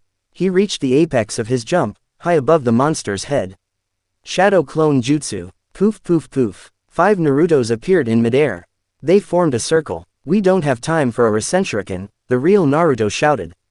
We need impact. Blunt force trauma. The clones grabbed the real Naruto. They spun him. They threw him downward. Naruto became a kinetic missile. Gravity plus rotation plus sage strength. Uzumaki barrage. Meteor drop. He slammed into the top of the serpent's skull. Crack. The sound was sickeningly loud. The monster's skull, thick enough to tank cannon fire, shattered. Naruto's heel drove into the bone, burying him knee-deep in the creature's head. The serpent's eyes rolled back. Its brain had been turned to mush in a millisecond. The massive beast went limp. It crashed back into the ocean, creating a tsunami that rocked the entire fleet. Naruto stood on the floating carcass of the Sea King, panting. Steam rose from his body. His leg throbbed, but the adrenaline masked it. He looked up at the flagship. The soldiers on the decks were silent. They stared at the man standing on the dead monster. On the balcony, Irene smiled. It was a genuine, terrifying smile. Magnificent. On the deck, Brandish stopped eating her mango. She stood up and walked to the rail, looking down. He killed a Neptune dragon in one hit. Brandish muttered. Without magic. In the shadows of the bridge, Zirf watched. His dark eyes were unreadable. He fights with life, Zirf whispered to himself. Not magic, life itself. Perhaps he can kill me. Naruto jumped back onto the ship, landing heavily on the deck. He was dripping wet, smelling of sea salt and monster gore. He pointed a finger up at the balcony, at Irene. No more tests, Naruto shouted, his voice hoarse. We get to land, we find your fairy tale. And then this war ends. Irene leaned over the rail, her cleavage prominent, her eyes glowing. As you wish, my king, she called down. Welcome to the war, coast of Harem. Dawn. The sun rose over the mountains of Fury. It was a beautiful, golden sunrise. It was ruined by the silhouette of 50 warships on the horizon. Naruto stood at the prow of the Velvino. He could see the town of Harem. He could see the smoke rising from the chimneys. It looked peaceful. He pulled the small lacrima crystal from his pocket. He cupped it in his hand, hiding it from the soldiers behind him. He pushed a pulse of chakra into it. Hello, he whispered. Is anyone there? Static. Then, a voice, cracked and distorted, but distinct. Hear you, this is Scarlet. Naruto's eyes widened. Urza, it's Naruto. Naruto. The voice became clearer. Thank the stars. Mest told us. Where are you? I'm on the flagship, Naruto whispered, watching the coastline get closer. We're here. The whole fleet. 50 ships. 4 of the Spriggan 12 are on board. Zirf is here. A gasp on the other end. Zirf is leading the vanguard. That wasn't in the intel. We thought Ageal was leading the air assault. Ageal is here too, Naruto said. And an old guy named August. And a weird monk. And Irene. Irene. Urza's voice went cold. Naruto, listen to me. Do not engage Irene alone. Do not engage August alone. You need to get off that ship. I can't, Naruto said. If I leave, they'll burn the town. They're waiting for me to make a move. We are mobilizing, Urza said. Natsu, Gray, Gajiel, Laxus. We are all coming to Harem. Just hold on. Don't die. I don't plan on it, Naruto said. He heard footsteps behind him. He quickly shoved the crystal back into his pocket. It was August. The king of magic stood beside him. He looked at the town. Beautiful, is it not? August asked. It's a home, Naruto said. People live there. People die everywhere, August said. It is the nature of things. He raised his staff. The tip of the staff began to glow with a blinding white light.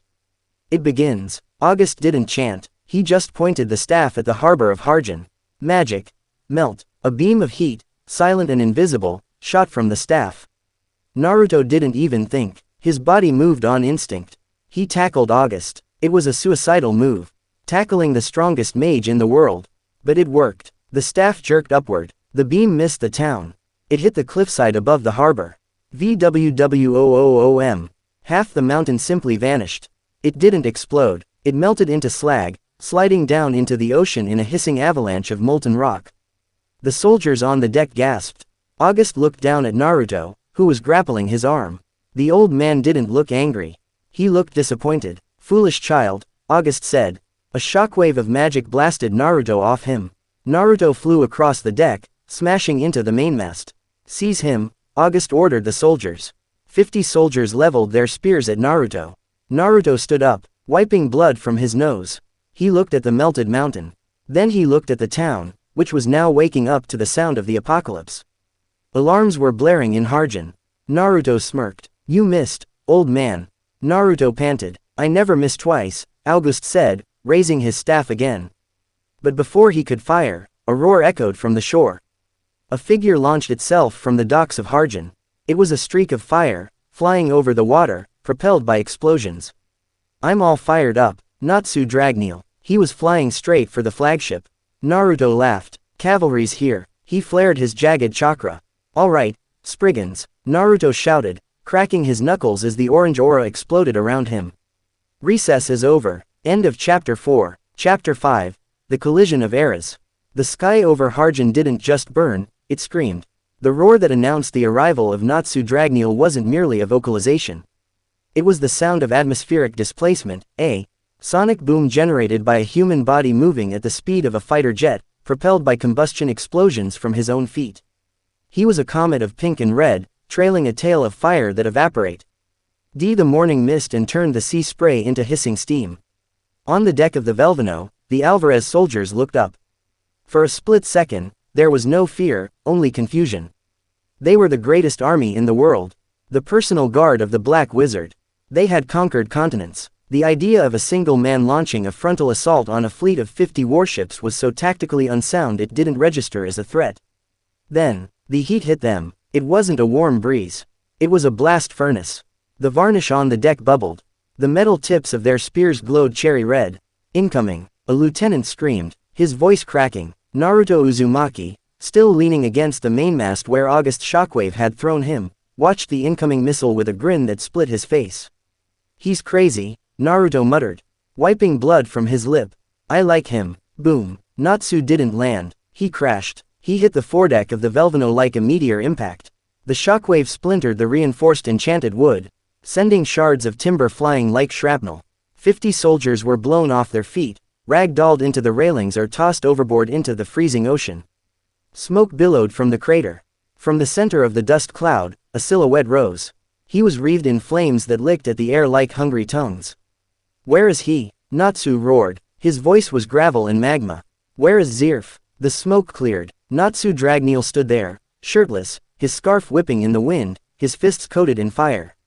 He looked feral. His eyes scanned the deck, ignoring the soldiers, ignoring the destruction. He locked eyes with Naruto. Natsu blinked. The fire around him dimmed for a microsecond. You. Natsu pointed a flaming finger. The falling guy. You're alive. Barely. Naruto shouted back, pushing himself off the mast. You got a hell of an entrance, Salamander. But you missed the big guy. Natsu's eyes snapped to the command tower. There, standing on the balcony, looking down with the disinterest of a man watching ants fight over a crumb, was Zirf. Zirf, Natsu screamed. He didn't hesitate. He launched himself off the deck, propelling himself straight up the tower. Fire dragons, iron fist. It was a punch that could shatter mountains. A punch fueled by the grief of a year of training, the loss of Igneal, the burning desire to end the curse. Zirf didn't move. He didn't blink. He simply looked at his brother. But before the fist could connect, the air shimmered. Inval, the winter general, stepped out of the shadows behind Zirf. He adjusted his glasses. Disrespectful, Inval stated. He raised a hand. Ice lock. The air temperature dropped to absolute zero instantly. Natsu's fire froze. It was an impossibility. Fire is energy. It shouldn't freeze. But Inval's magic wasn't just ice, it was the concept of stasis. The flames turned into jagged sculptures of red ice. Natsu's momentum died. His fist was encased in a block of diamond-hard frost. What the? Natsu grunted, hanging in midair, his arm frozen to the invisible barrier. Trash, Inval whispered. Be gone. He flicked his wrist. A massive pillar of ice erupted from the tower, slamming into Natsu's chest. Crack. Natsu was blasted backward, falling from the sky. He smashed back onto the deck of the Velvino, skidding past Naruto and crashing into a pile of crates. Natsu! Naruto yelled. He started to run toward him, but the way was blocked. August. The king of magic had descended from the upper deck. He stood between Naruto and Natsu, his staff tapping rhythmically on the wood. You have a choice, Shinobi, August said, his voice deep and rumbling. You can die defending an intruder. Or you can stand aside and watch history unfold. Naruto stopped. He looked at the old man. He felt the sheer weight of August's presence. It was suffocating. I don't watch history. Naruto spat, his jagged orange chakra flaring up. Crack. Cling with the instability of the Ethernano. I make it. He formed a cross seal. Shadow clone jutsu. Poof poof poof. 50 Narutos exploded into existence, crowding the deck. It was an army in a can. Get him. The clones roared in unison. They charged August. August sighed. It was the sigh of a grandmaster playing chess against a toddler. Magic is not about numbers, August lectured. It is about understanding. He slammed his staff down. Magic. Refraction. The air around August twisted. As the clones punched, kicked, and threw kunai, their attacks didn't hit him. They bent around him. A punch aimed at his face curved and hit the clone standing next to him. A kick aimed at his gut twisted and struck the deck. In seconds, the clones were beating the hell out of each other. What is this? One clone yelled, punching himself in the face. I can't aim. It's space-time distortion. The real Naruto realized, hanging back. He's bending the vectors of the attacks. August looked at the real Naruto. Correct. Elementary. He pointed his staff at the real one. A orb of red light formed. Die. Boom. The beam fired. Naruto couldn't dodge. The refraction magic was messing with his depth perception. The beam looked like it was going left, but his danger sense screamed right. He dove right. The beam grazed his shoulder, searing off the fabric of his jacket and burning a line across his skin. He hissed in pain, rolling to his feet. Damn it, Naruto panted. I need Sage Mode fully active, or I can't track him. But if I pull in too much energy, I'll turn to stone. Suddenly, the ship lurched. The temperature plummeted again, but this wasn't Inval's targeted freeze. This was massive. Naruto looked over the railing. The harbor, the ocean, the waves, everything was white. Inval had frozen the entire Bay of Harjan. The ships were locked in ice. The water was a solid plain of white death. The bridge is built, Zeref's voice amplified over the fleet. Soldiers of Alvarez, march. A war horn blew. It was a deep, guttural sound that rattled the bones. From the 50 ships, planks were lowered onto the ice. And the army poured out. Thousands of them, knights in black armor, mages with glowing staves, wyverns landing on the ice to let riders mount. It was a tide of darkness spilling onto the pristine white ice. They're going to massacre the town, Naruto realized. He looked at Natsu, who was pulling himself out of the crate pile, shaking ice crystals off his hair. Hey, Salamander, Naruto shouted. Natsu looked up, one eye swollen shut. Who are you calling Salamander? I'm Natsu. Whatever. Naruto pointed at the ice. We can't fight on the ship. Too cramped. We need space. Natsu grinned. A wild, predatory grin. I like space. Grab on. Naruto shouted. What? Quote. Naruto didn't explain. He grabbed Natsu by the back of his vest. Let's go. Naruto jumped. He didn't aim for the ice. He aimed for the middle of the charging army. Are you crazy? Natsu screamed as they fell 50 feet. Probably. Naruto laughed. They hit the ice. Crash. The impact was devastating. Naruto used his chakra to cushion the blow, while Natsu instinctively exploded with fire to soften the landing. The result was a crater of steam and shattered ice in the middle of the Alvarez vanguard. 24 soldiers were blown away instantly. Naruto and Natsu stood back to back in the center of the enemy formation. They were surrounded by 3,000 soldiers. Swords were drawn. Magic circles were prepped. So, Natsu said, cracking his knuckles. The fire was returning to his fists, melting the frost Invil had placed on him. Who are you again? Naruto, the blonde said, pulling a kunai. I'm the Hokage. Hokage, sounds like a type of fish, Natsu quipped. I'm Natsu. I'm a fairy tale wizard. Good, Naruto said, eyeing a massive soldier with a battle axe. I heard you guys are rowdy. We break stuff, Natsu agreed. Charge, an Alvarez commander screamed. The wave of black armor collapsed on them. Roar of the fire dragon. Natsu inhaled deeply and unleashed a torrent of flame. Rasengan. Naruto 4. Med the blue sphere and slammed it into the gut of the first attacker. The battle for Harem had begun. The sky above the harbor. While the ground war erupted, the sky was a different kind of hell. Agil Ramal, the Desert King, stood on the prow of his flying ship. He was laughing. Look at them scurry. Agil cackled, like ants on a sugar cube. He raised his hands. Sand whirled. From his ship, a tsunami of sand exploded. It defied physics, generating massive dunes out of thin air. The sand poured down toward the town of Harem, aiming to bury the defenders before they could even rally. Oh no you don't. A streak of scarlet light cut through the clouds. Urza Scarlet. She was wearing her wind god armor. Requip. Sea Empress sword. She switched weapons in midair. The crystal blade shimmered. Water slicer. She slashed. A blade of high-pressure water cut through the falling sand, breaking the wave and causing it to rain down harmlessly as mud. Urza hovered in the air, her wings beating steadily. She glared at Agil. You will not touch this town, Urza commanded. Agil grinned, licking his lips. Titania, I was hoping you'd show up. I owe you a beating for that trick in Magnolia. He snapped his fingers. Sand golem. The sand in the air coalesced into a massive fist the size of a building. It punched at Urza. She dodged, banking hard left. Gray, Lucy. Now, below, on the frozen docks. Gray Fullbuster stood on the edge of the ice. He was shirtless, as usual, his chest heaving. The Devil Slayer markings were beginning to creep up his arm. Ice make. Cannon. He created a massive bazooka of ice, resting it on his shoulder. Next to him, Lucy Heartfilia was glowing with a golden light. She was in her star dress, Sagittarius form. Survey the heavens, open the heavens. Star shot. Lucy fired a volley of energy arrows. Gray fired a massive cannonball of ice. The attacks soared past the fighting armies, aiming straight for Agil's ship. Agil didn't even look down. Pathetic. He waved his hand. The sand swirled, forming a shield. The attacks hit the sand and were absorbed instantly. Dry up, Agil whispered. He cast a spell downward. Magic. Antlion pit. The ice beneath Gray and Lucy began to turn into quicksand. What the? Gray looked down as the solid ice dissolved into swirling grains. He can turn ice into sand. It's moisture absorption. Lucy shrieked, sinking to her knees. He's draining the water out of the ice. We're stuck. Gray tried to freeze it back, but his magic was being eaten. High above, Agil laughed. I'll bury you all. I am the Desert King. Even the ocean bows to me. Suddenly, a metallic screech tore through the air. Target acquired. Threat level. Moderate. Solution. Railgun. Agil looked to his right. Standing on the floating debris of a destroyed ship was Wall Iked.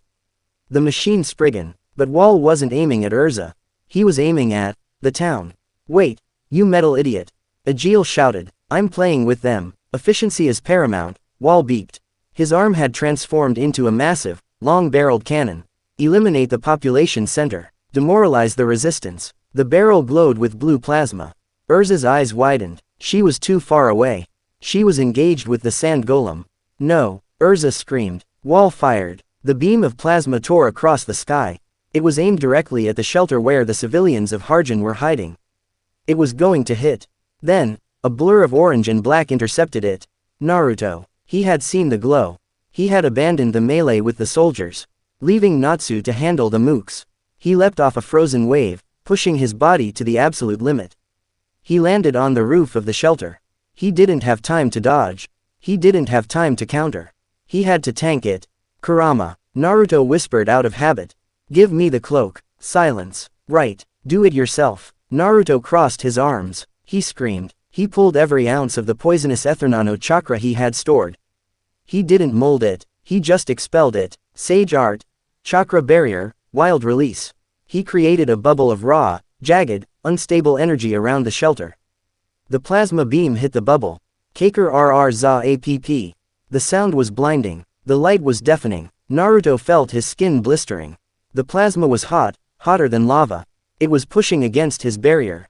Drilling into it, his barrier was cracking. The Ethernano in the beam was reacting with the Ethernano in his chakra, causing micro-explosions. Hold it, Naruto roared, his feet cracking the stone roof. Blood poured from his nose. His eyes were bleeding orange light. He was holding back a nuclear blast with his bare soul. The beam dissipated. Wall lowered his arm, smoke drifting from the barrel. He tilted his head. Mechanical whirring focusing on the roof. Illogical, Wall stated. Analysis indicates subject, Naruto, absorbed 80% of the thermal impact. Biological damage, severe. Survival probability, less than 10%. The smoke cleared on the roof. Naruto was still standing. His jacket was gone. His shirt was incinerated. His chest was a roadmap of burns. His bandages were black, but the shelter was untouched. Naruto fell to one knee, coughing up blood. Is that all you got, Tin Man? Naruto wheezed. Natsu, who had just finished torching 50 soldiers, looked up. He saw Naruto on the roof. He saw the burns. Something in Natsu snapped. You bastards. Natsu ignited. Not just his fists. His whole body. Fire Dragon King's mode. The heat on the ice field spiked. The ice began to melt, turning back into water. I'm gonna roast you all. Natsu launched himself at Wall. The throne of the Black Wizard. Zirf sat on his throne on the command deck. He was watching everything. He saw Urza fighting the sand. He saw Gray and Lucy struggling in the pit. He saw Natsu raging, but his eyes were fixed on the roof of the shelter. August, Zirf whispered. The old man appeared beside him instantly. Yes, Majesty. Did you see that? Zirf asked, a hint of scientific curiosity in his voice. The barrier, August asked. The color, Zirf corrected. When the beam hit him, his energy didn't just block it. It infected it. Zirf stood up and walked to the railing. The Ethernano in the atmosphere is passive, Zirf explained. It waits to be shaped by a mage's soul. But this Naruto, his internal energy is aggressive. It's like a virus. When he pushes it out, it attacks the magic of this world. It breaks it down. Zirf smiled. A small, cruel smile. He is an anti-mage. Not by skill, but by biology. If we can harvest his core, we could create a bomb that erases magic itself. Shall I retrieve him? August asked. No, Zirf said. Let him ripen. The more he fights, the more he absorbs the poison. The more volatile he becomes. Let us see how long he lasts before he detonates. There's an obstacle, August noted, pointing to the east. Zirf looked. Walking across the frozen bay, ignoring the battle, ignoring the soldiers, was a figure. He wore a high collar. He had a wheel of blades on his back. He was preening, waving to the soldiers who were actively dying. God Serena, the 8 dragons have entered the field, August said. He wishes to claim the glory. Zirf sighed. Serena is a fool, but a powerful one. Let him test the boy. The roof of the shelter. Naruto tried to stand up. His legs shook. The burns on his chest were healing, but slowly. The poison was working overtime, knitting his cells back together. But it hurt. It felt like ants crawling under his skin. Hey, ninja guy. Naruto looked down. Wendy Marvell, the Sky Dragon Slayer, was floating up to him. She looked terrified, but determined. You're hurt, Wendy squeaked. Let me help. She landed next to him. Her hands glowed with green light. Sky Dragon's healing spell, Troya. She placed her hands on his chest. Zot. Wendy yelped and pulled her hands back. Ouch. Don't. Naruto warned, his voice raspy.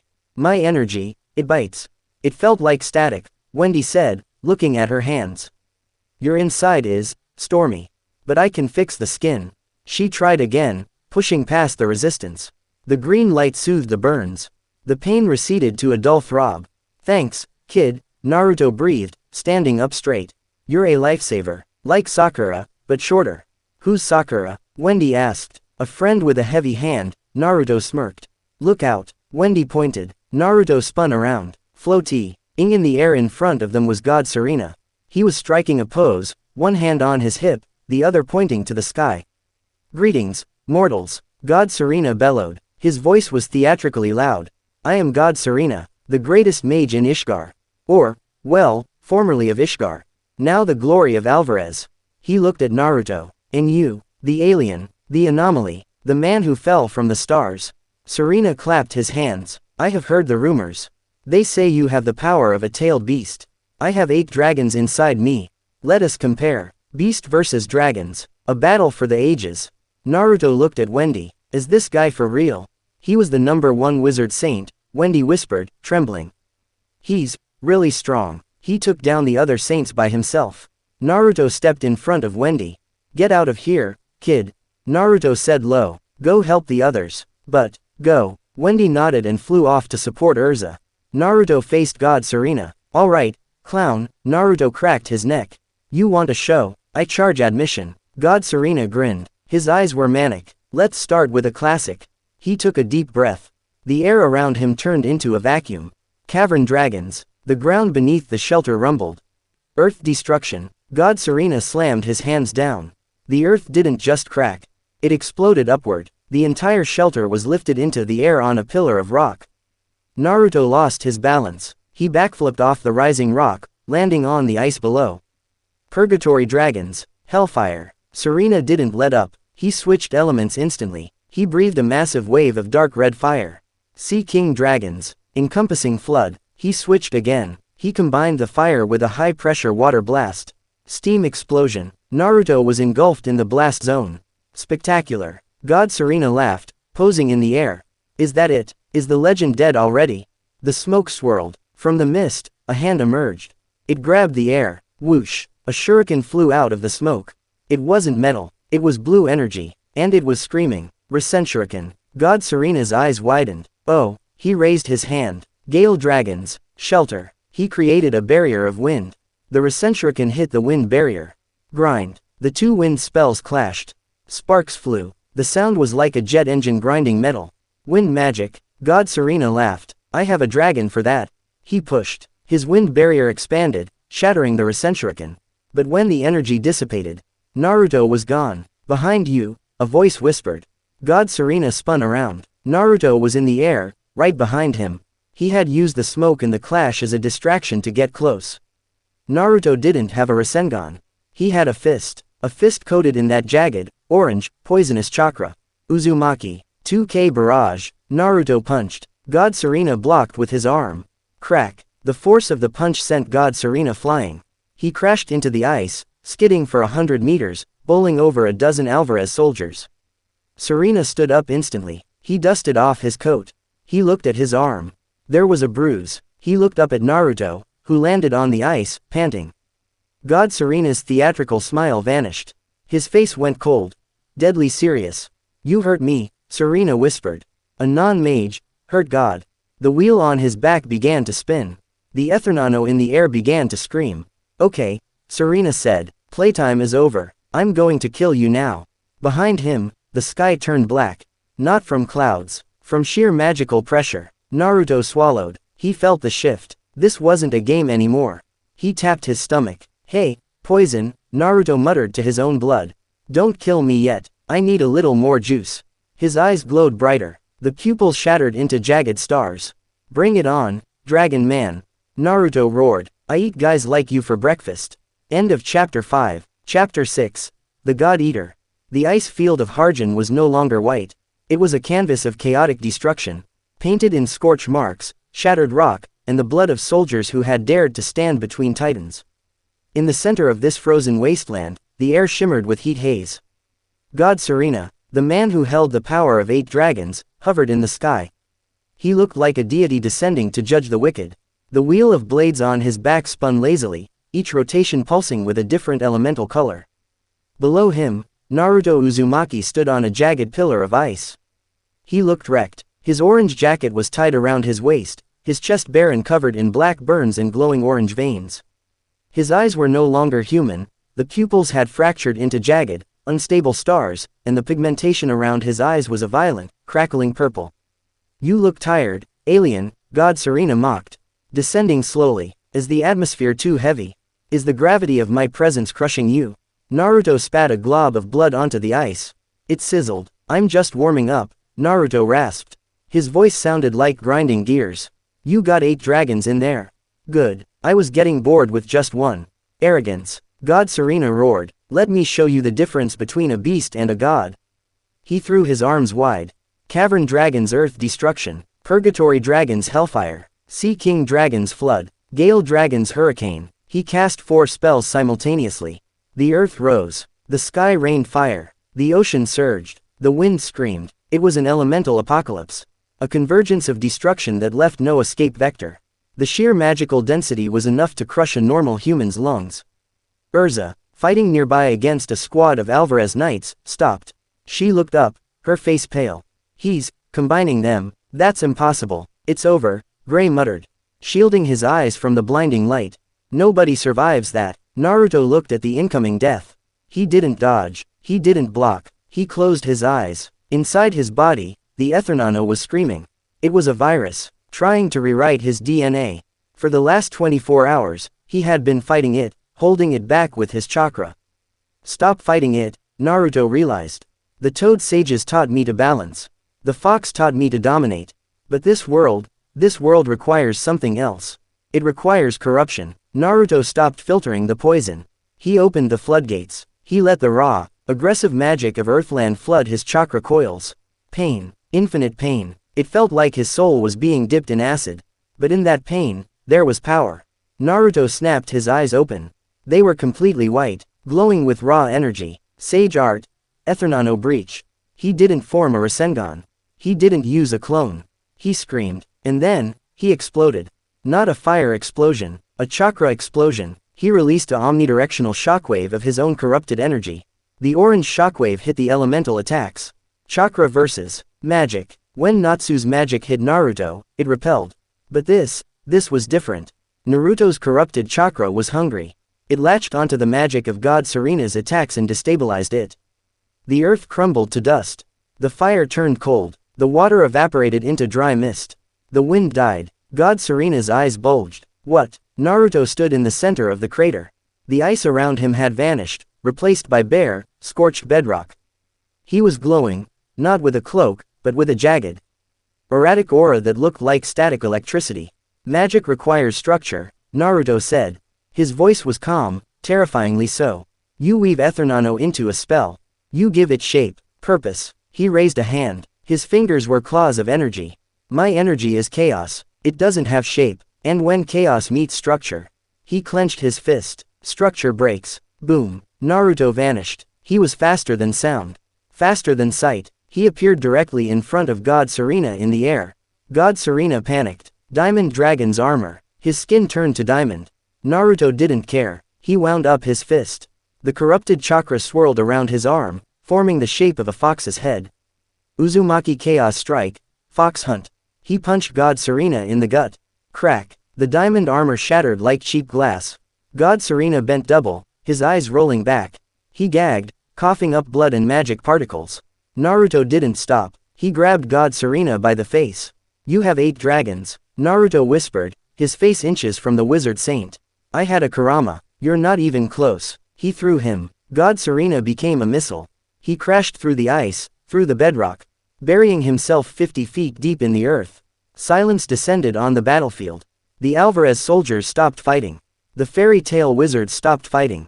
They stared at the blonde man floating in the air, crackling with purple lightning. He beat God Serena, Natsu whispered, his fists unclenching. In one hit. He didn't just beat him, Bridge. Andish said from her perch on a frozen ship mast. She was no longer eating fruit. She was gripping the wood so hard her knuckles were white. He broke his magic. He dismantled the spell before it even hit him. Naruto lowered himself to the ground. He stumbled. The aura flickered and died. He fell to one knee, panting. The cost was high. The corruption was eating his nerves. His hands were shaking uncontrollably. Naruto. Urza ran toward him. Stay back. Naruto wheezed. I'm leaking. The ground around him was withering. The grass was turning gray. Touching, a voice rumbled. August walked out of the smoke. The king of magic looked untouched by the chaos. He looked at the unconscious body of God Serena, then at Naruto. You are a threat to the concept of magic itself, August said. Zirf was right. You are a bomb. Quote. He raised his staff. And bombs must be diffused. August didn't cast a spell. He simply exerted his will. Magic. Soul crush. Gravity multiplied by 1,000. Urza hit the ground, pinned. Natsu was forced to his knees. The soldiers collapsed. Naruto groaned, his face pressed into the dirt. His bones creaked. You possess a resilience that is admirable, August said, walking slowly toward Naruto. But you are mortal, and I am the king. He stood over Naruto. He raised the staff, the tip glowing with a black light. Erasure. Naruto tried to move. He couldn't. He was out of gas. Is this it? Naruto thought. After everything, taken out by an old man with a stick. The staff descended. Clang. It didn't hit Naruto. It hit a sword. A scarlet sword. August's eyes widened slightly. Irene Belsarion stood over Naruto. She was blocking August's staff with her weapon. Her dragon wings were partially manifested, leathery and red, casting a shadow over the Hokage. Irene, August said, his voice dropping an octave. What are you doing? He is mine, Irene snarled. Her eyes were slit pupils, glowing gold. I told you, August. I claimed him. He is a threat to his majesty. August countered, pressing down with the staff. The ground cracked under the pressure. He is potential, Irene hissed, pushing back. Her magical power flared, matching August's.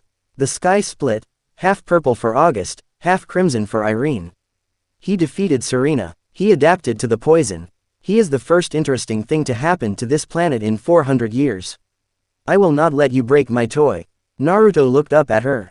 She was defending him. Why? Naruto croaked. Irene glanced down at him. Her expression wasn't soft. It was possessive, hungry. But there was respect there too. Because, Irene whispered, you refused to kneel, even to a god. That makes you worthy. August stared at Irene. Then, he looked at Naruto. You are betraying the emperor for a stranger. August asked. I am betraying no one, Irene said, retracting her wings but keeping her sword raised. I am simply securing an asset. If you want him, August, you will have to go through the Queen of Dragons. Quote. The standoff was palpable. The two strongest Spriggans, about to clash. Brandish, watching from the ship, sighed. Family feud. How troublesome. Suddenly, the sky broke. It wasn't a metaphor. The physical sky cracked like a mirror. A roar echoed. It wasn't the roar of the Sea King. It wasn't the roar of Natsu.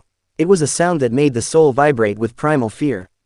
Every mage on the battlefield, Fairy Tail, Alvarez, August, Irene, froze. Their instincts screamed one word. Predator. From the crack in the sky, a shadow descended. It was a man with dark blue hair, dark skin, and a cape made of shadows. He had markings on his body that looked like tribal tattoos. He landed on the highest peak of the melted mountain. He looked down at the battlefield, at the armies, at the wizards. He smiled, and the world got darker. Acknowledge, Irene whispered. Her sword hand trembled. The Dragon King, the Black Dragon of the Apocalypse. Acknowledge didn't speak. He sniffed the air. Dragons, he murmured. His voice was like a landslide. I smell dragons. He looked at Natsu, then Wendy, then Gajiel, who had just arrived with the reinforcements. Then, he looked at God Serena's unconscious body. Dead dragons, Acknowledge scoffed. Boring. Then, his gaze shifted. It locked onto Naruto. Acknowledge frowned. He sniffed again. What are you? Acknowledge asked, his voice carrying across the silent battlefield. You smell like a beast. But you taste empty. No magic. He took a step forward. The mountain crumbled under his foot. I eat magic, Acknowledge declared. I eat dragons. But you are an anomaly. He pointed a clawed hand at Naruto. I hate anomalies. Boom. Acknowledge moved. He was instant. He said the distance from the mountain to the battlefield in a nanosecond. He punched. Irene tried to intercept. She raised a barrier. High enchant. Deus Sema shield. Acknowledge's fist hit the shield. The shield didn't just break. It disintegrated. Irene was blasted backward. She crashed into the flagship Velvino, snapping the hull in two. Irene. Naruto shouted. Acknowledge stood in front of Naruto. He looked down at the blonde. Die, Acknowledge said. He fired a point-blank breath attack. Eternal flare. A beam of blue destruction. Naruto didn't have time to think. He threw up his arms. But he was empty. No chakra. No poison. I'm dead. Suddenly, a figure appeared in front of him. Not Irene. Not Urza. Zirf. The black wizard stood between Naruto and the Dragon King. He held up one hand. Anksarum black magic. Death orb. The black magic met the blue breath. The explosion erased the harbor. When the light cleared, Zirf was standing there. His clothes were torn, his arms smoking. But he was regenerating instantly. Acknowledge grinned. Zirf. Still trying to die. Go away, Acknowledge, Zirf said softly. He is not for you. Everything is for me. Acknowledge laughed. I am the king. I will devour this world. Quote. Zirf looked back at Naruto. Run, Zirf ordered. Naruto blinked. What? You are the only variable, Zirf said fast. Acknowledge is immune to magic. He eats it. But your energy is not magic. You are the only thing in this universe that he cannot digest. Zirf turned back to the dragon. If anyone is going to kill this beast, Naruto Uzumaki, it is you. But not today. You are too weak. Zirf waved his hand. Space magic. Displacement. No, Naruto shouted. Survive, Zirf whispered. The world twisted. Naruto felt the sickening lurch of teleportation. The battlefield vanished. The ice, the fire, the dragon, all gone. Unknown location. Night. Naruto hit the ground hard. It was sand. Hot sand. He coughed, rolling onto his back. Damn it, Naruto groaned. He saved me. The bad guy saved me. He saved his investment. Naruto froze. He knew that voice. He looked up. Irene Belsarion was leaning against a dead tree. She looked terrible. Her dress was shredded, her arm was twisted at a wrong angle, and she was bleeding from a head wound. She had been caught in the blast, or perhaps she had grabbed onto Zeref's teleportation spell at the last second. Irene. Naruto sat up. You're hurt. Acknowledge hits hard, Irene admitted, grimacing as she snapped her dislocated arm back into place with a sickening pop. She didn't scream. She just exhaled shakily. I enchanted my bones to be steel, and he still broke them. She limped over to him and sat down in the sand. They were in a desert. The moon was high and full. Where are we? Naruto asked. Desierta, Irene said, a wasteland south of Fury. Far from the battle. Zirf sent us to the edge of the board. She looked at him. The hunger was gone from her eyes, replaced by exhaustion and something deeper. A strange sort of camaraderie forged in near death. He was right, you know, Irene said softly. Acknowledge, he is the end. Magic cannot stop him. I realized at the moment he broke my shield. I am the strongest enchanter in history, and to him, I was glass. She reached out and touched Naruto's hand. Her skin was cold. But you, she whispered. When you fought Serena, you broke the rules. You broke the structure. She squeezed his hand. Build me a harem, she said suddenly. Naruto blinked. What? Irene laughed. It was a tired, genuine laugh. I am joking, mostly. But listen to me, Naruto.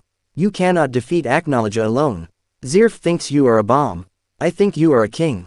But a king needs a court. She leaned in close. You have Brandish's interest. You have Urza's respect. You have my curiosity. She placed a hand on his chest. Teach me, Irene said. Teach me how to use this chakra. Teach me how to reject the logic of this world. Naruto looked at her. He saw the desperation. The desperation of a woman who had spent 400 years waiting for a savior, only to realize she had to build one. I can't teach you chakra, Naruto said. You have magic circuits. But, he looked at his hand. The orange, jagged energy flickered. We can combine them. Fusion, Irene nodded. Hybridization. If we can enchant your sage mode onto a dragon slayer chassis. She smiled. A dangerous, conspiratorial smile. We can kill the Dragon King. Naruto stood up. He helped Irene to her feet. We need to get back, Naruto said. Looking north. My friends are there. They are buying time, Irene said. Zirf will hold Acknowledge. For a while. We have maybe an hour before the world ends. An hour is plenty, Naruto grinned. He tightened his headband. Irene, Naruto said, can you enchant me again? With what? Teleportation, Naruto said, but not to run away. I want you to drop me right on top of Acknowledge's head. Irene stared at him. Then, she started to laugh. It was a manic, wild sound. You are insane, she declared. Absolutely mad. She stepped close to him, her body pressing against his. She grabbed the collar of his tattered jacket. Do it, she breathed. Make me witness a legend. She raised her staff. The tip glowed crimson. World Reconstruction Magic. Universe 1. Tactical insert. The red light engulfed them. Next stop, Naruto roared. The dragon's throat. End of Chapter 6. Chapter 7. The King of Monsters. The sky above Harem didn't just break.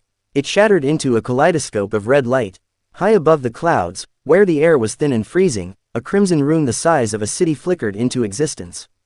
It was intricate, ancient, and humming with enough magical density to distort gravity. Inside the light, two figures plummeted. Angle is bad, Naruto roared, the wind tearing at his face. He was in freefall, terminal velocity, hurtling toward the black speck of Acknowledge far below. I am adjusting, Irene screamed back, clinging to his back. Her arms were wrapped around his neck, her legs locked around his waist. She wasn't just holding on. She was pouring every ounce of her remaining enchantments into his skin. I am reinforcing your skeletal structure with titanium scales. I am enchanting your nervous system with lightning reflexes. Do not die on me. Uzumaki, just aim me at the big one. Below them, the world was ending. Acknowledge, the Dragon King, was laughing.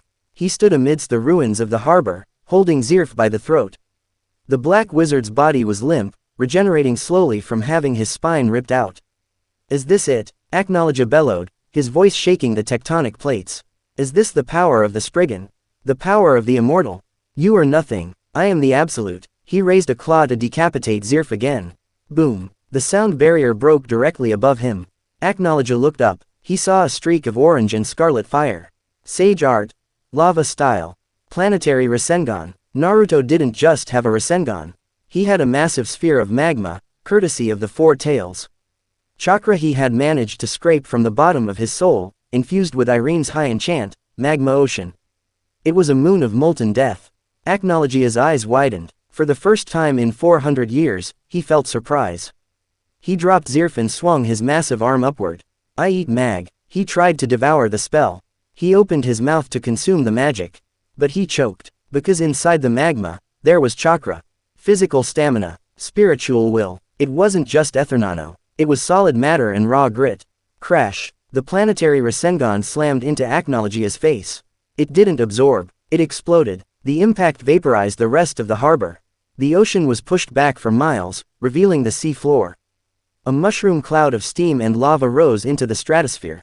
Zirf was blown away like a ragdoll, landing near the frozen wreckage of the fleet. In the center of the crater, the smoke cleared. Acknowledge was standing, but he was hurt. His lip was split, his scales were cracked, smoke curled from his mouth. And standing on his chest, gripping the dragon's horns, was Naruto. Naruto was different. His skin was covered in fine, red dragon scales, Irene's enchantment. His eyes were the cross-slit of the sage, but the pigmentation was scarlet.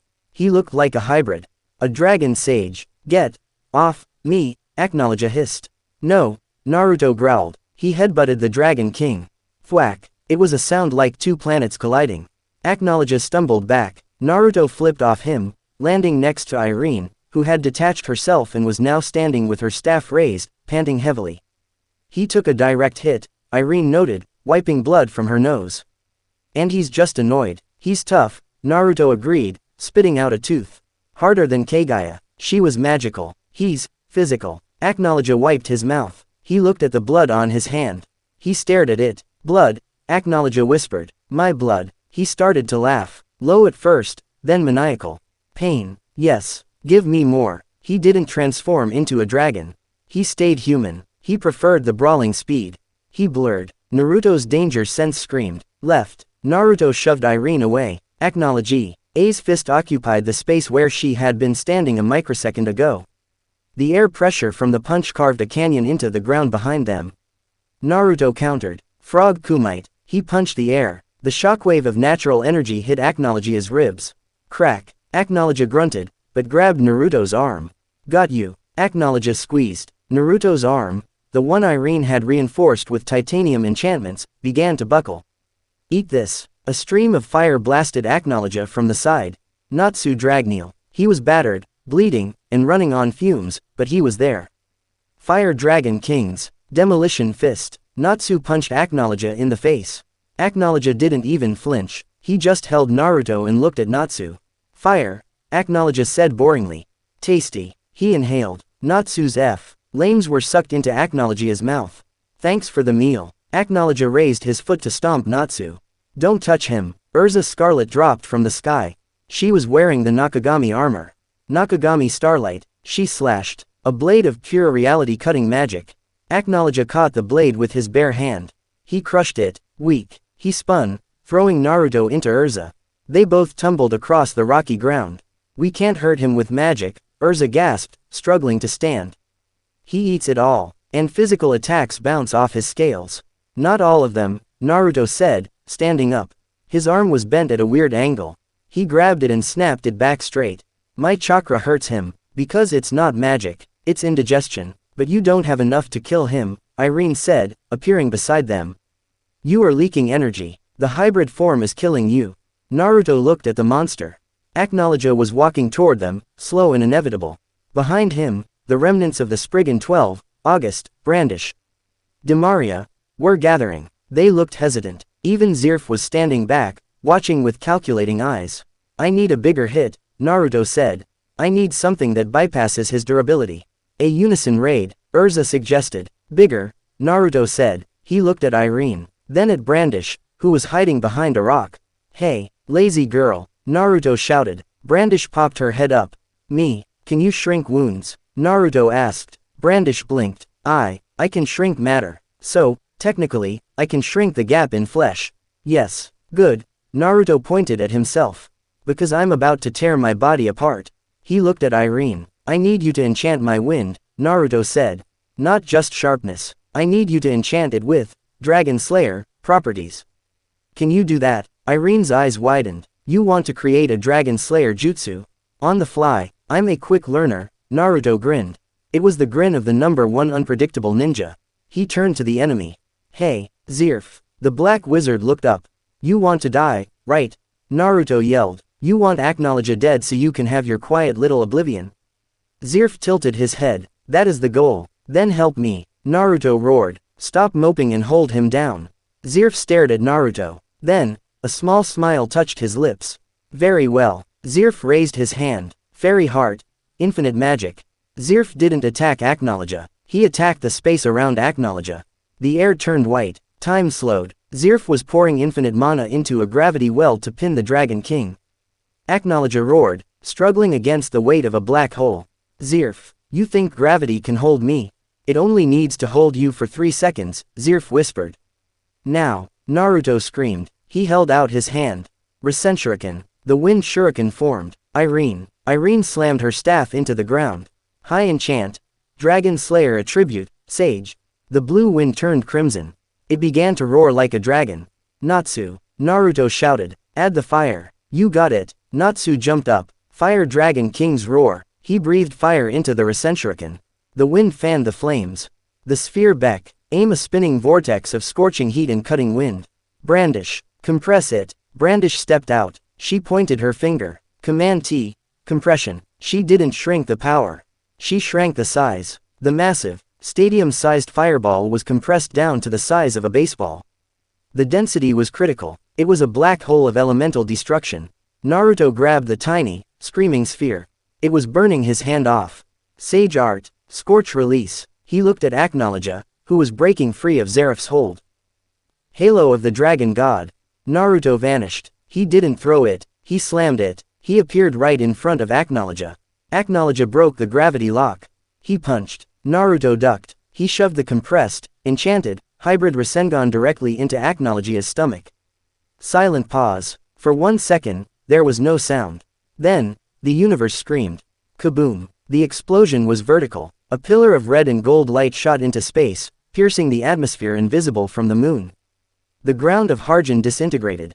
The continent shook. Naruto was blown backward, his body smoking. Irene caught him with a levitation spell, dragging him to safety. In the center of the beam, Acknowledge howled. It wasn't a roar of battle. It was a scream of agony. The attack wasn't just burning him. The chakra was ripping his physical cells apart. Why? The Dragon Slayer magic was bypassing his magical immunity, and the compression caused it to expand inside him. The beam faded. Acknowledge fell to his knees. There was a hole in his stomach. Not a big one, but a hole. He was bleeding profusely. He coughed, and chunks of visceral matter spilled out.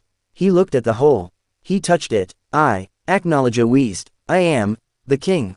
He tried to stand. He stumbled. For the first time in history, the Dragon King retreated. He didn't fly. He couldn't. He turned into his dragon form, a ragged, bleeding mess, and scrambled into the sky, limping through the air, fleeing toward the northern continent. He's running, Natsu breathed, falling to his knees. He's actually running. The silence that followed was deafening. The war was over. The Alvarez army had surrendered the moment Acknowledge appeared. Zirf was standing alone, looking at the spot where the dragon had fled. Naruto lay on the ground. He couldn't move. His right arm was black. His chakra was 0. The Ethernano poison was rushing back in. Naruto. Irene was over him instantly. She didn't look like a queen. She looked panicked. Brandish. Get here, Irene shouted. Shrink the necrosis. Stop the cell death. Brandish ran over. She looked at Naruto's arm. It's bad. The cells are gone. Fix it, Irene ordered, her voice cracking. Zirf walked over. He stood over the group. Urza drew her sword, standing between Zirf and Naruto. Stay back. Zirf ignored her. He looked at Naruto. You almost killed him, Zirf said quietly. If you had aimed for the head, you might have ended the Age of Dragons. Next time, Naruto whispered, his eyes barely open. Zirf looked at Irene. He is yours, Irene, Zirf said. The Empire retreats. We have much to consider. The fairy heart can wait. You're leaving, Natsu shouted. Just like that, the board has changed, Zirf said, turning away. A new piece has entered the game. A king. He looked back at Naruto one last time. Heal him well, Scarlet. Next time, I might need him to kill me. Zirf vanished into the shadows. August and the other Spriggans followed, fading away with teleportation magic. Only Irene and Brandish remained. You're staying? Urza asked, lowering her sword. Irene didn't look up from healing Naruto. Her hands were glowing with a gentle, golden light. I go where he goes, Irene said simply. I told you, daughter. I found my king, and unlike Zirf, this one has a heart. 3 days later, Fairy Tail Guild Hall. The guild was louder than usual, which was saying something. He's awake, Natsu shouted, kicking open the infirmary door. Naruto sat up in the bed. He felt stiff. He looked down. His right arm was bandaged heavily. He wiggled his fingers. They worked. Where? Naruto rubbed his head. Magnolia, a voice said. Naruto looked to his right. Irene Belsarion was sitting in a chair, peeling an apple. She wore a simple dress, not her royal robes. She looked domestic. It was terrifying. We brought you to the guild, Irene said, handing him a slice of apple. It was noisy, but functional. In the war? Naruto asked, taking the apple. Paused, Irene said. Zirf has withdrawn to Alvarez to rethink his strategy. Acknowledge is licking his wounds in a cave somewhere. The world is safe. For now. The door opened wider. Brandish walked in, holding a giant sundae. Move over. She sat on the edge of the bed. I saved your arm. You owe me. Thanks, Naruto mumbled. I think. Then, the rest of the guild poured in. Natsu, Gray, Lucy, Urza, Wendy. Makarov. You reckless idiot, Urza shouted, though she was smiling. You jumped out of the sky. It worked, didn't it? Naruto grinned. You're a hero, kid, Makarov said, hopping onto the bed. You saved Ishgar, and you humbled the black dragon. Fairy Tail is in your debt. I just did what I had to do, Naruto said, scratching his cheek. But, I need to get home. The room went quiet. Irene stopped peeling the apple. About that, Irene said softly.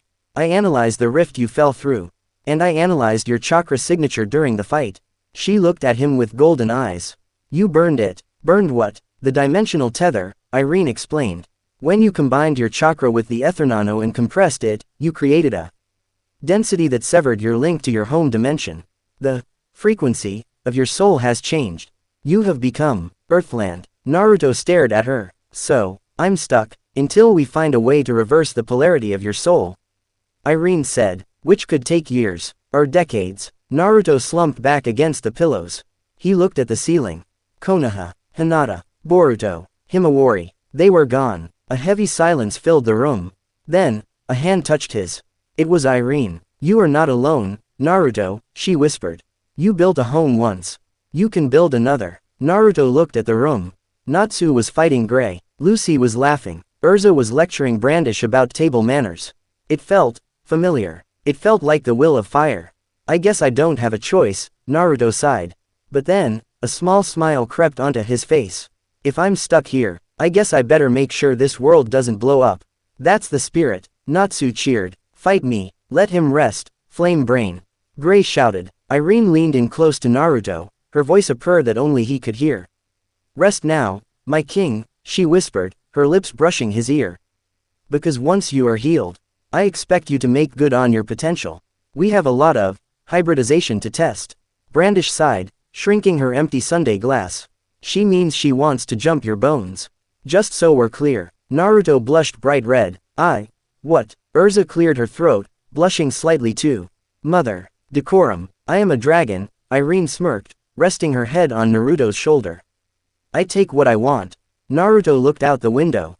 The sun was shining over Magnolia. It was a different sun, a different world. But the warmth was the same. He was the 7th Hokage. He was the child of prophecy. And now, he was the dragon sage of Earthland.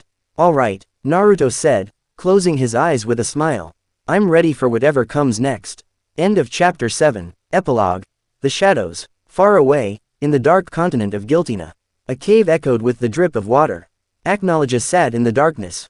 He held his stomach. The wound was healing, but the scar would remain forever.